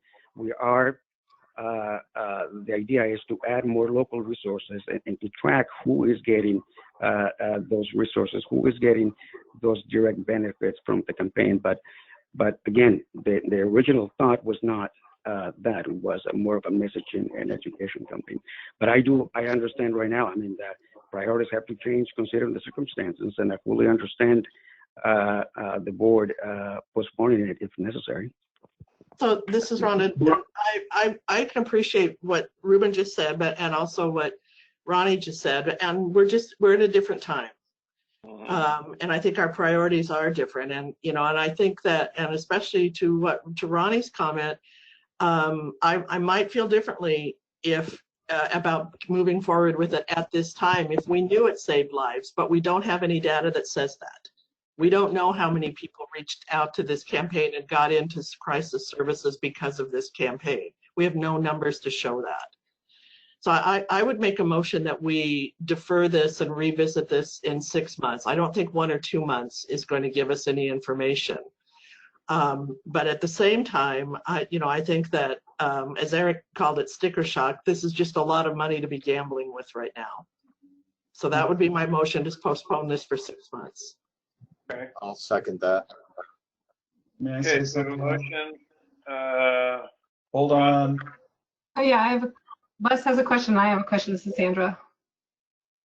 All right, so let's get there. So motion from Rhonda and a second from Eric. Do we have any comments? I saw Les. Wait, I see Les raising your hand. Yeah. Sandra. Sandra.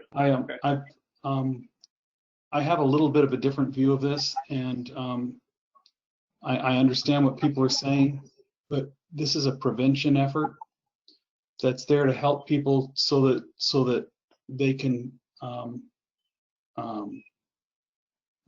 what was the right word? Tolerate things like this and survive things, and it's really hard to see the value of something like this because it's a longer term value, and we tend in our society to focus tremendously on what needs to happen now and not realize what needs to happen to make things better or work in the future. That said, I'm wondering if in the spirit of this, that there are some things that we could do that might be much more direct at working with communities on coping and how do we survive this, and that might be a campaign that could really support our communities. And again, this might be too much for something like that, but I think that we're spreading this over 9 counties. But something we could use some of this money for to say, look, we're in hard times. How are we supporting each other? How do we as a community work to make this so we can not only survive it, but when we come out the other side, we're going to be stronger. We're going to be a better community, and we're going to take care of ourselves a little better. I mean, as far as a community goes. So the overall, my view, the overall objective of this is to help our communities understand each other so that we can become stronger and help to take care of each other. Right now, I think we need to take care of each other. Maybe we need some more direct, not the principles behind it, but how do we really do this right now? And again, I'm not that this is way more than I would spend on something like that, but I would think that would be a good use of our the same funding. I think it would meet the same purpose. Anyway. Okay, thanks, Les. Sandra, you had a thought? Yeah, so based on all the comments, I am now going into the tailspin of playing devil's advocate, and I could advocate one way or the other at this point. But I guess for me, since I'm in that position, what I want to understand better is the long game, the strategy then. Do we use this project to access or achieve the earning of other funds that would allow us to do both? The direct support that we need right now, and also continue on with the education and making people more aware. And so that's kind of where I'm at. What's the long game strategy of having this as part of our package of services that we are doing as an ACH? If it helps us access additional earn additional dollars, then I want to be cautious about pausing it too long. Because of course we want to access those additional dollars so that we can do some more immediate funding. And the sticker shock, yes, it hits us all, and I think we can definitely do a lot with a lot of things, but a lot of work has gone into this, and I think there is a desire to have a better understanding of resources. And so I'm just kind of stuck in that catch-22 spot. But what's the long-term gain of if we lack of gain if we pause now, or don't pause? Right. Brian? Yes. So this is Wes. I'd like to provide a little context. I see Martha has her hand up. If you don't mind, after Martha speaks, I want to just say a couple things. Okay, go ahead, Martha.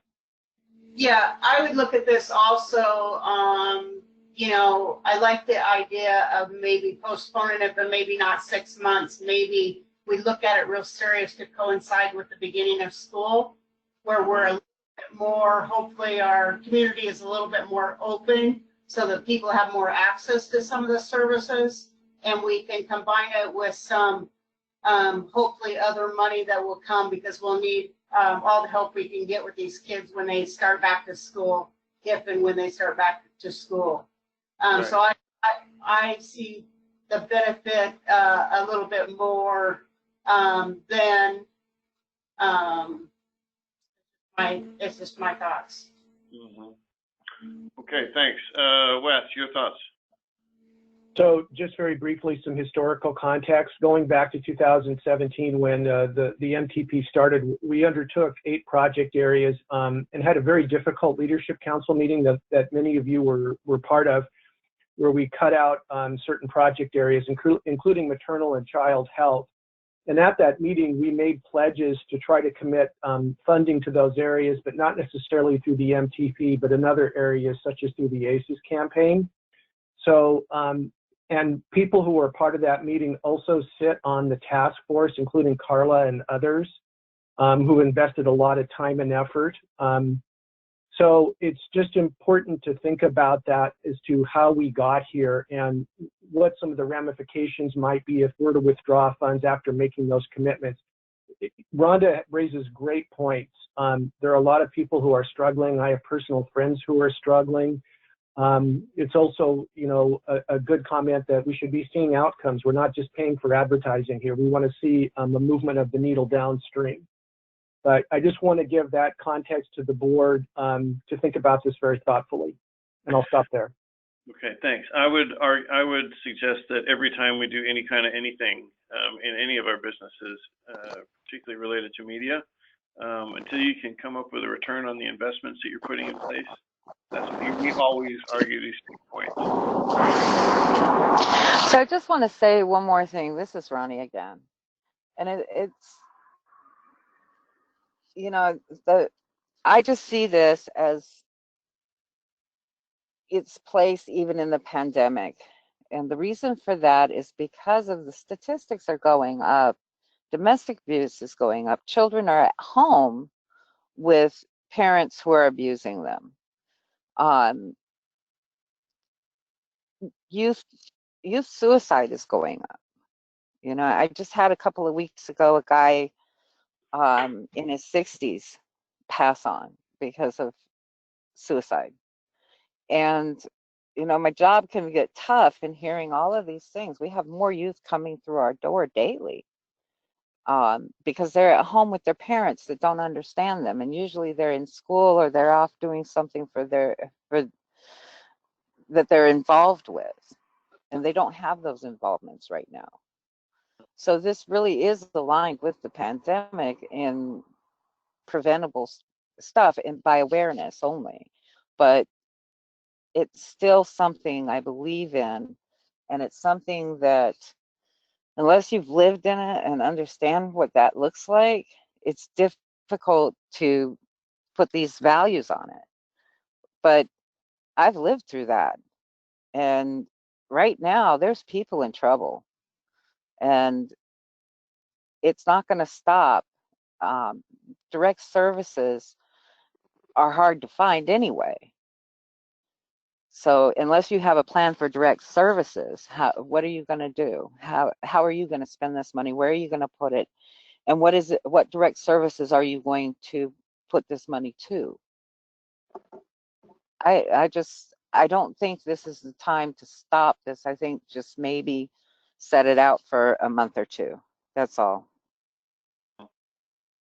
Brian, this is Carol. I apologize, for some reason I lost my webcam, but I do appreciate this conversation that the board is having. This is really was hard to foresee.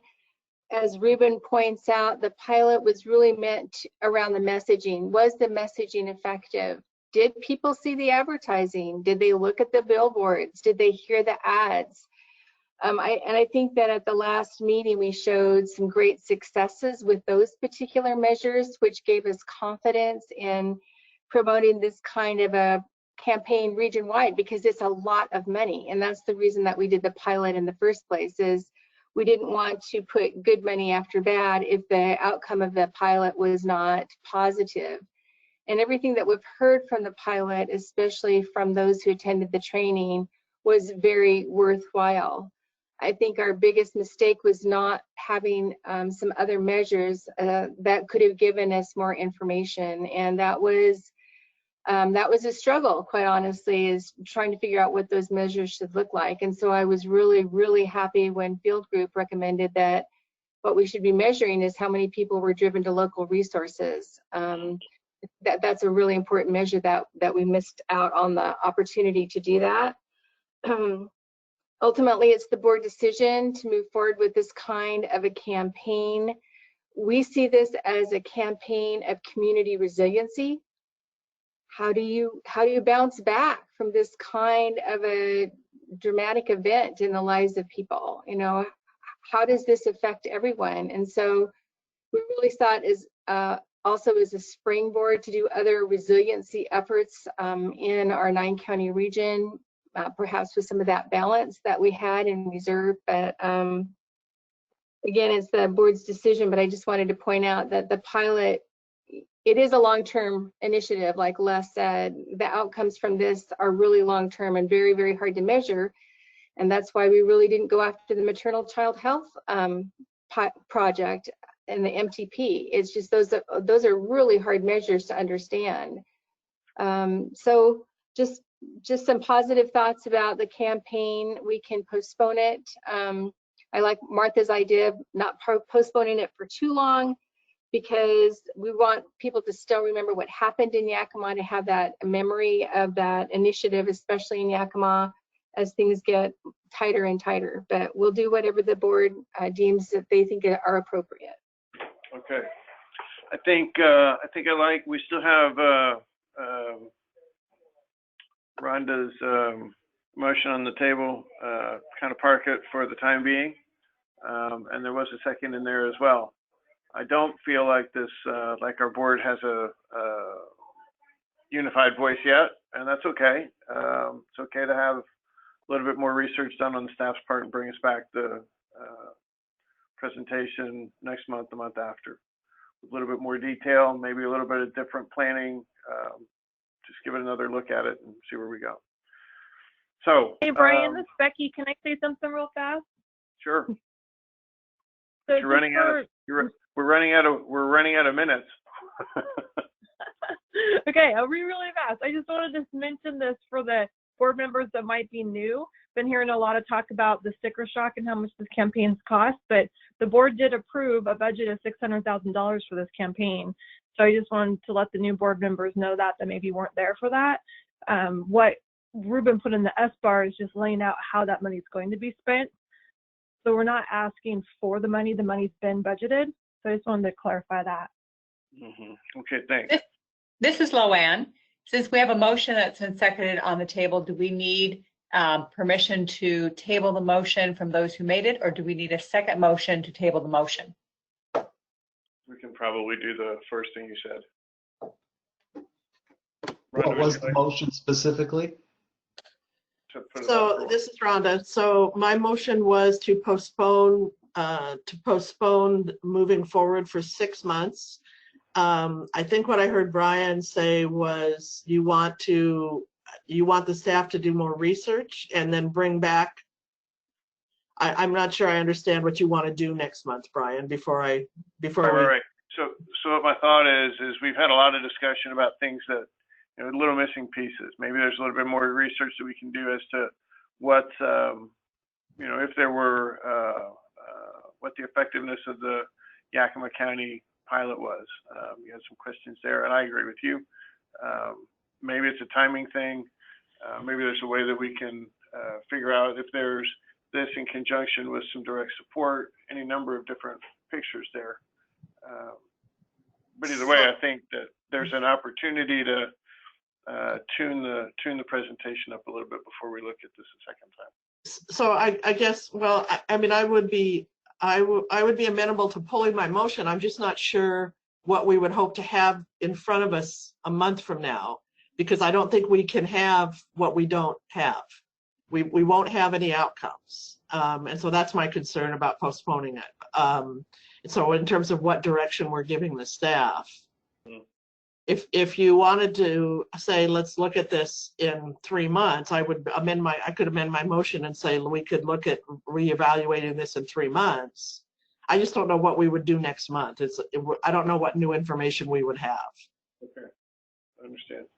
Well, I'm comfortable with putting it out for 3 months if the board is good with that too. Okay, well, let's try that. I don't disagree with anything anybody said. Yeah, I know, and I hear, and I appreciate the conversation too. I just, well, I'll just make the motion. So I would amend my motion, my original motion, to say that I move that we reconsider, that we table the SBAR for now, that we reconsider it in 3 months in time for a back to school campaign, and consider incorporating outcome measures that will suit the GCACH efforts. Very good. As the original second, I'll go with that as the second. Okay, so we've got a motion from Rhonda and a second from Eric. And I'm going to just say, if you're going to have something ready in August, September, it's going to have to start before 3 months, Rhonda. That's my only issue with that. So I don't disagree with the idea of slowing down some, but I'm not sure that, I mean, things are changing in every week around here. So I don't know if 3 months will have anything different, or if in 3 weeks the whole world will be different. So I guess the timing of this is part of the part that I would not be, that's what bothers me. Yeah, it's the timing that bothers me too. Yeah, I think we've all got the same problem. All right, can I call the question? Any other? I shudder to think of any other comments. Okay, all of those in favor of kind of parking this for 3 months, please say aye. Aye. Aye. Aye. Any opposed? Aye. Okay. Opposed by Ronnie, is that correct? And me. Okay. Yes. Opposed by Ronnie, opposed by Les. Thank you guys very much. Motion carries. Next one we got on here is the care packages, Heroes program, right? That's another SBAR. That's me. Diane, thank you. This is Carol, although Diane is on kind of the skilled nursing facilities / Heroes program committee of Greater Columbia. So way back when we were handing out funding for telehealth, we included all of our contracted sites. Plus, we added some additional sites like social service or community action agencies like Hope Source and CAC and OIC in Yakima. And we had some funding left. And we really felt like the missing piece of this was that nobody was really acknowledging the heroic actions of our skilled nursing facility caregivers. And there were so many outbreaks that originated or really scaled into skilled nursing facilities that Greater Columbia became very concerned about the mental health of the people living in skilled nursing, not only the residents, but the staff who deliver care there. So we decided to do a little pilot test in terms of working with the 3 skilled nursing facilities that are under contract with Greater Columbia and reached out to them, as well as a national expert that works in the home health industry, to ask them what would be the most helpful during this pandemic, what would be helpful for your staff, what would be helpful for the mental health of the residents. Greater Columbia really has a lot of compassion for this vulnerable population. And in each case, they came back and said, you know, what we really need, Greater Columbia, is to keep our residents engaged. Social isolation is a huge factor in anybody's physical health. And they were seeing that, you know, normally these individuals have family or friends that come to visit. They were being cut off from those family and friends, and they needed some way to keep their residents busy. So actually, Rachel and Diane and Lauren came up with some great care packages. We sent out a form similar to what we did with the telehealth form to the 3 skilled nursing facilities that we're contracted with. They selected care packages. They were all different. So Richland Rehab chose a gardening package, which was lovely. It was the beginning of April, and they could use that to help engage their residents. Prestige Care in Ellensburg chose the video capability package, which allowed them to connect their residents with family members through the use of 2 iPads that we purchased for them. And then Garden Village chose the beach vacation package, which was a really fun package that included, you know, beach balls and glasses and just a way to bring enjoyment and engagement to the skilled nursing facilities. So what we're requesting of the board today is to allow us to use the remainder of the telehealth fund. There was actually a balance of $23,340 in that fund to scale the program across the 9-county region to reach the 26 skilled nursing facilities that are in all of our counties, and scale the program to those 9 counties using the funding from telehealth. We'd also like to add a component to recognize some of the staff that work in those skilled nursing facilities. We've seen all of these advertisements around healthcare heroes for hospital workers and physicians. This would be particular to skilled nursing facilities. They would get to choose who they would like to honor, and that added component would also be funded through the remainder of the telehealth fund, with perhaps needing just a couple more $1,000s. So we're asking for a total of $25,000 to scale the program of the care packages and to implement the HEROES program across the ACH region. Okay. All right. So you've got a recommendation from staff to approve a $25,000 CARES package as a HEROES program. Carol, I have a question. Yes. Is the Garfield County swing bed part of that? Because they're not a facility. I would have to look. We have a list from DSHS, so we got our list of skilled nursing facilities from DSHS. So no. So they're not on there, but it's their swing bed. They treat like a long-term care, but it's actually under CMS instead of DSHS. So it's just a little bit different classification. There's not very many of them in our state, but they do have long-term care patients. 18. Thank you, Martha. We can add them to the list. Thank you. Interesting. Other thoughts? Well, I guess we should, other thoughts on this? It's a little bit more direct care. So I like that a little. Actually, I like it a lot. Okay. This is Ronnie. Yes, Ronnie. I move to accept the Board of Directors' proposal of $25,000. Okay.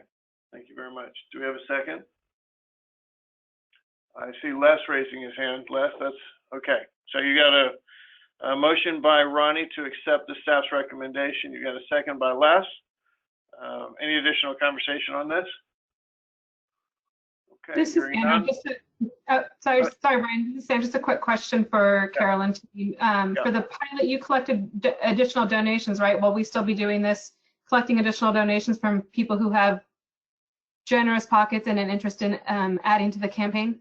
Yeah, so thank you for reminding me of that, Sandra. So the other piece that I forgot to mention was that the program in the Tri-Cities, the All In Tri-Cities, Greater Columbia has adopted this as a cause for Benton and Franklin counties only. So the funding that Greater Columbia would collect from that program would go to enhance this program in Benton County. So we might be able to add some other facilities beyond the ones that are already listed from DSHS. So that $410 that we've collected to date, we could move forward with some of the honoring the heroes. The skilled, the packages are a little bit more expensive. So what the hope is that as these programs are implemented and as we get the stories and the pictures and more feedback from the skilled nursing facilities, we'll be able to add that to the All In Tri-Cities website as testimonials of how important this is for our community to help fund. Thank you for that reminder. Excellent. Thank you very much. Okay, so I'm going to go ahead and call the question. So,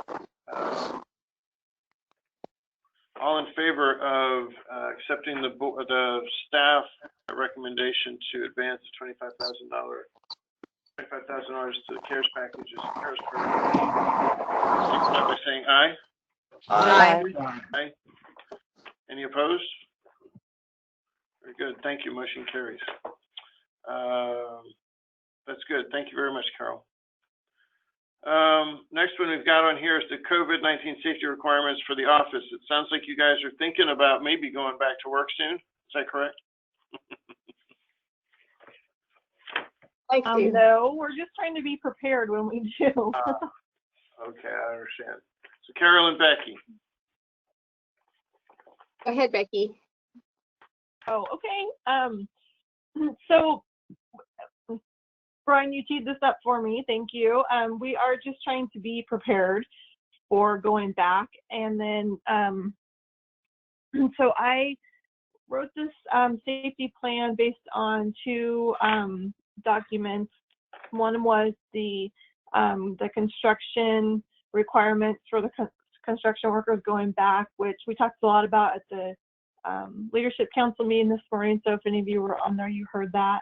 And then the second piece that I used was there is a phase 2 for professional service agencies to go back to work. And so I took pieces from both of those and kind of combined them into the safety plan for GCACH. So I mean, you guys are all familiar with this language. There's nothing new in here. And again, if you're familiar with the contractor COVID safety plan, some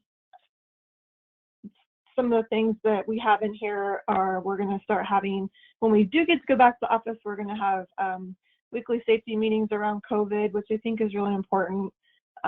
We have all of the physical distancing language in here. We also already have implemented some of these things actually, because some of the staff do have to go to the office, and sometimes I need to sign a check or whatever's happened, that Carol's had to go to the office sometimes, Chelsea has to go pick up mail, stuff has to happen. So we do already have some of these things in place. So we already do have signs up around the office. We have a table with cleaning supplies and hand sanitizer. We've also implemented a sign-in sheet, which we're going to add some more things to. I talked to Chelsea about this yesterday. Part of this safety plan in here talks about having the staff take their temperatures before they come into the office, and which is all requirements that the state is asking for us when we return to work. So we're going to add some attestations to that sign-in sheet, just saying, yep, I took my temperature, I don't have one, or whatever we just type for it to be, but that's all talked about in here. This section that's on the screen right now is about physical distancing, and we are working with a contractor to get some plexiglass up in front of Chelsea's desk so that when people do come in, she's not being so exposed. And then we're also working with Bella's, who, as you remember, is our furniture contractor that we got all of our cubicles from, and we have we're going to be adding some more walls, longer walls in between our cubicles, and then also they're turning one of the cubicles around, because right now the two of the cubicles, when the employees sit at their desk, their backs are almost touching each other. They're pretty close. There's no barriers there. So we're turning that cubicle around. So we're trying to prepare for when we open, and we're trying to create the barriers and have some things in place so that we're ready when hopefully the governor says we can get back in the office. Okay. Do you want to keep scrolling, Chelsea, please? More about PPEs and cleanliness. Like I mentioned, we've got some signs up right now, and then I'm pulling signs off the CDC website and the LNI website and the governor's website, and we're going to put some more posters up and remind everybody to wash their hands and cover their sneeze and all that stuff. And then keep scrolling. So this section, the employee health symptoms, was kind of difficult for me to write because it's hard to know if you've been exposed, and it's hard to know if you are a risk to your office. And so this section was really hard. Keep scrolling, please. So I left, let's see, keep going. So one of the questions that came up from the staff was what are we supposed to do if we do end up getting COVID, and what are our rules about coming back to work? And so in this section 7, I left this link to the public health website, because those recommendations and rules are changing all the time, as you guys know. And so I didn't want to put anything in here that said, this is what you have to do, when tomorrow it could be different. And so, so that link takes them to that answer. And that was, Laurel asked that question when I ran this through with the staff, which I thought was a great question, but it changes so often, I couldn't write anything in here about that. Right. And then the next section, yeah. So then the next section is about the training that we're going to do in the office, and And then the visits, I already mentioned that about the log. And then the last bold part just says, everyone's all the staff are gonna read this, they're all gonna sign it. Like I said, we already ran this through with the staff and we made some adjustments based on their recommendations. And then there's my references, or I got this information to put this together. So anyways, there you go. So is this an action item? Is your recommendation that you need the board to approve it as policy? Yeah, we do, because we want to make it an official GCACH policy. So this is Rhonda. I have one suggestion. I think this is really well done, first of all. And my thought was, just because, any of us working right now in healthcare are buried in this, instead of referring to the CDC website, because that is so complicated of a website, you might just refer to the Benton Franklin Health District, because I'm assuming that yours is like ours, and the health districts are really doing a good job of keeping current and sort of deciphering the information and keeping it pertinent to your communities. So things like return to work guidance and things like that. I think that might be more manageable than the CDC. And so you might just look at that and see if that's more helpful than the CDC, because that's really our go-to place when we're looking at return to work and things like that. Sure. So I agree with Rhonda. I would also submit or suggest that, because I've been watching a couple of dentists try to come back and get their business going again. Yep. I don't know that anybody was surprised that the dentist would be able to come back, but I think they got caught by surprise at how difficult it was to find masks and measures of PPE. So you might want to start putting your hands around that now, kind of in advance, whether they're masks or what you're bringing to work.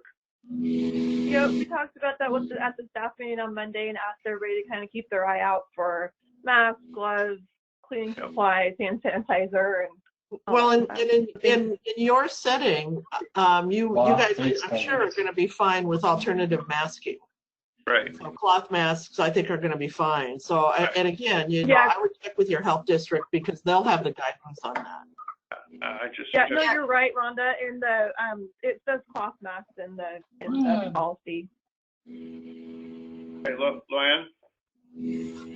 Just went through this process with my board of directors yesterday morning, and had some excellent feedback from CEOs and C-suite people in various industries.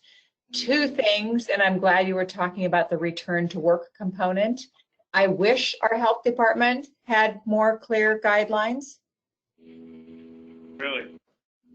Okay.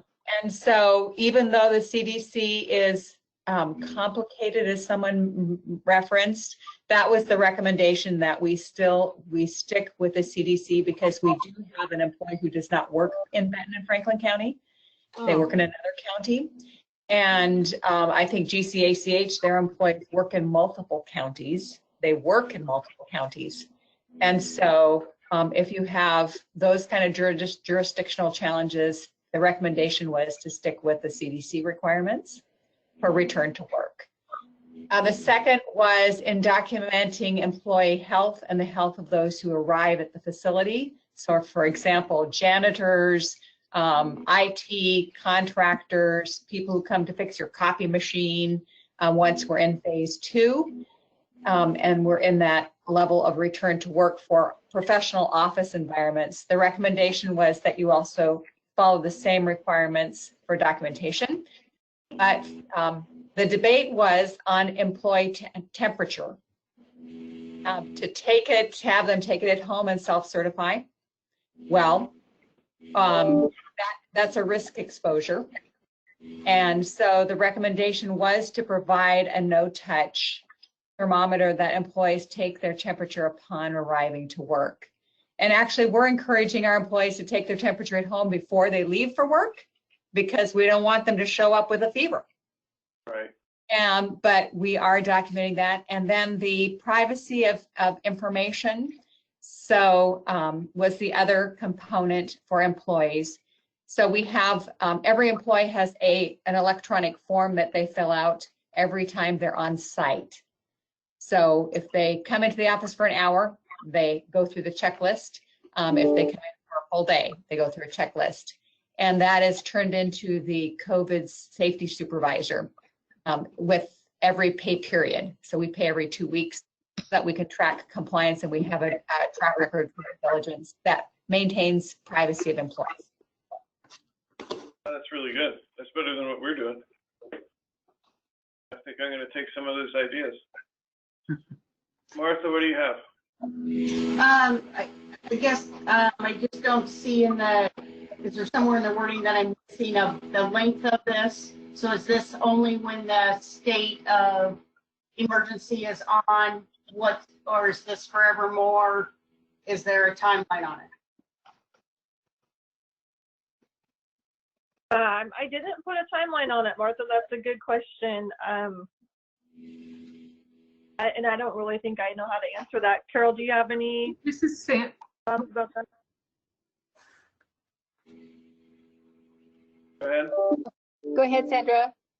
Sorry, I was to tag on to what Martha was saying, and not to be the doomsday prepper, but like, I don't think we should call it the COVID-19 safety plan, because in December or January it could be COVID-20 safety plan. So we might want to think about emergency health plan or your pandemic plan or safety plan, whatever. We might want to just think about changing the title. Everything else looked great though.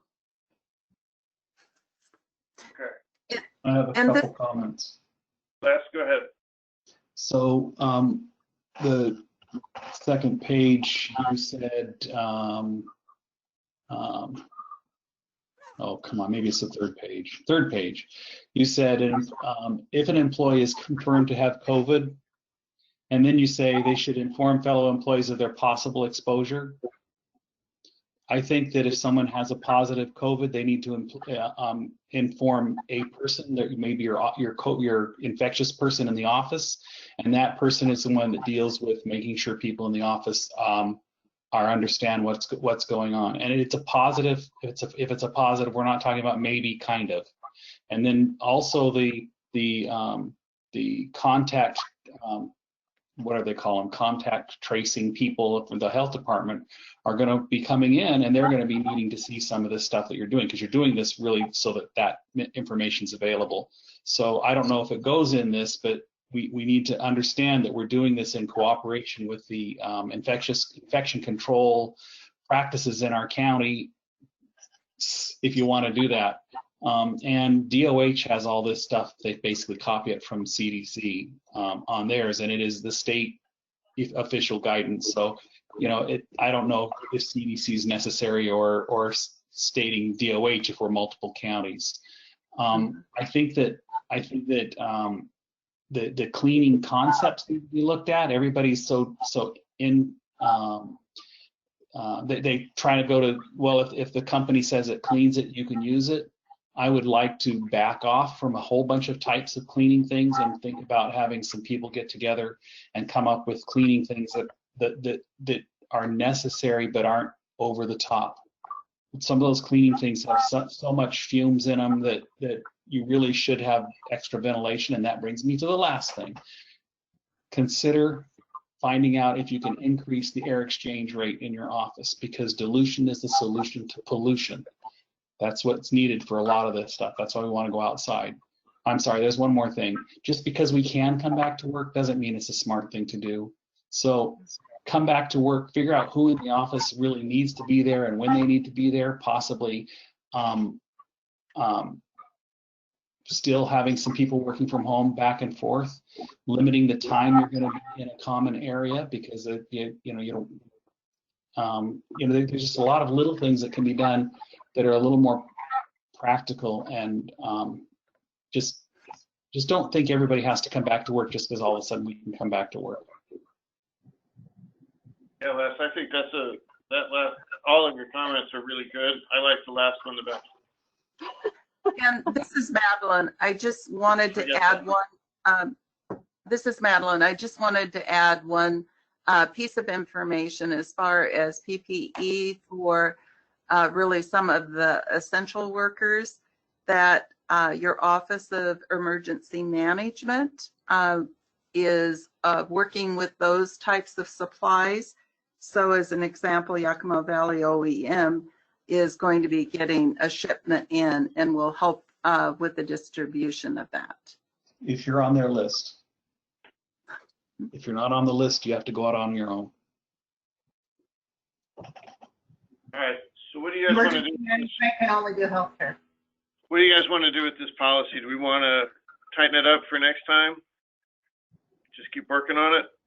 I would recommend maybe a second rev. Yep. Okay. I think we need to say that we agree with it and that we are down with this, and we're, you know, it's in our, when we're doing policies, it's like we approve the first reading. I don't know. But I think that we need to be really commend the staff for doing this and thinking ahead. I agree.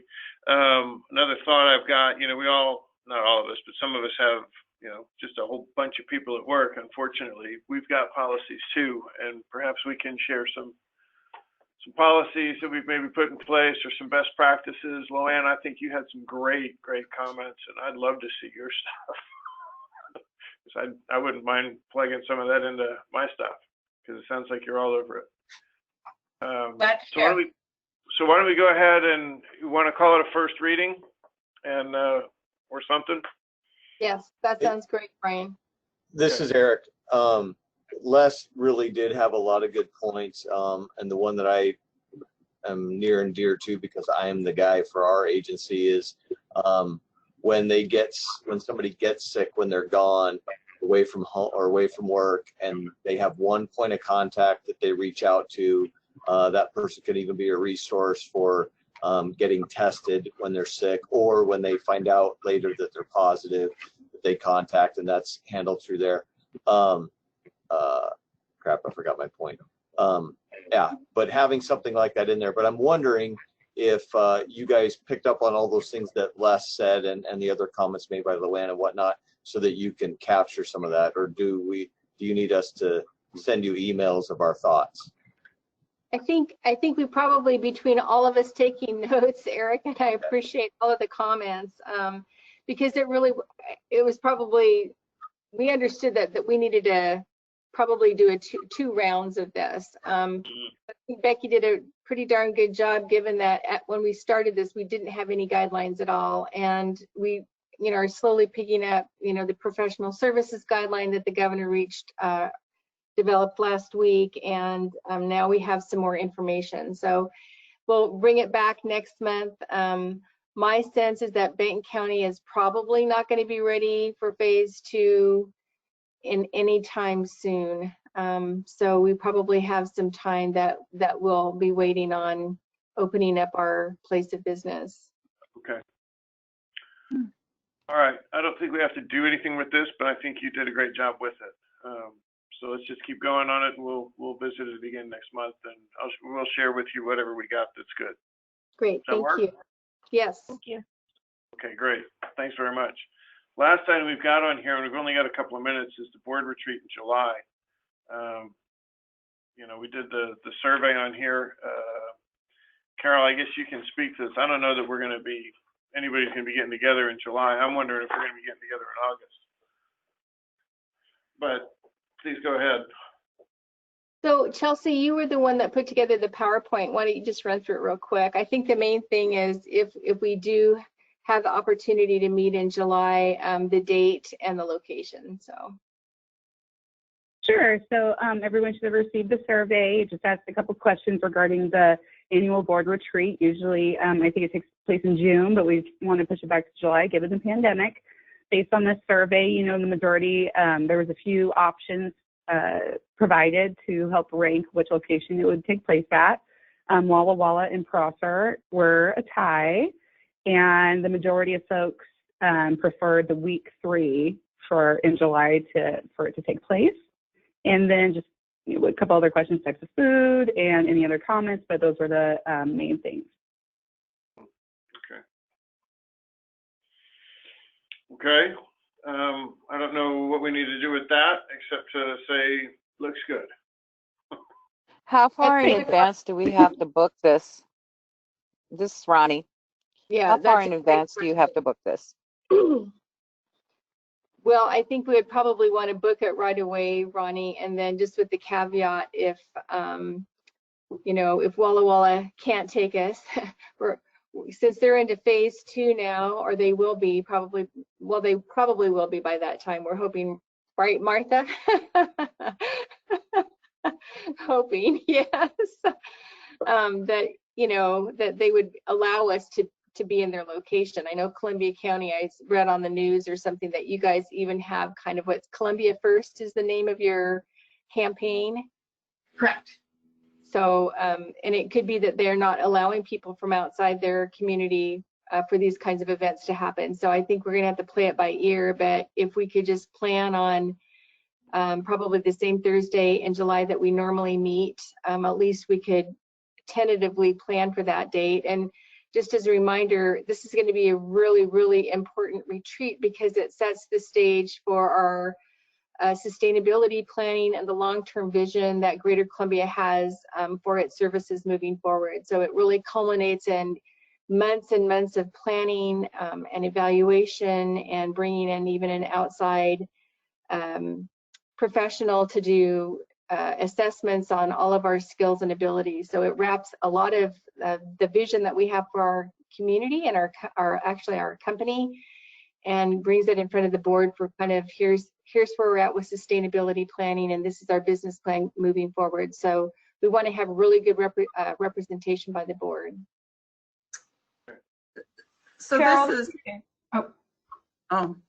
this is Madeline, and I think that it's not until phase 3 that you can have up to 50, or to have a gathering of up to 50. So I don't know that we're going to be there yet. Yeah, this is all very tentative, right, Madeline? So we're really going to have to just keep a watchful eye on it. And this is just the board, so it'd be the 17 of the board members and then the staff, which is out up to what, 12 now. So I don't think that we would violate that rule of 50, but we'll certainly keep an eye on what the most current regulations and phases that we're all in. Right. Yeah, I think it's phase 2 is 5, and then phase 3 is where you get to have up to 50. Okay, thank you. And this is Sandra. If we could just make sure that we have a Zoom option or whatever type of video option, because some of us are already being told by our organizations that we likely will not be approved for travel through July. Okay. Well, we might be looking at an August retreat.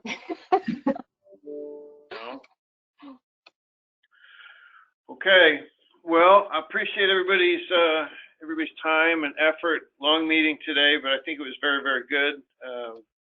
One of the things I really do appreciate the ability to do these things through teleconference. It's been a big deal. It's been useful. Carol and I were commenting last month about it saves a ton of time. You know, it's not a whole day to travel, and frankly, it saves us a bunch of money too. So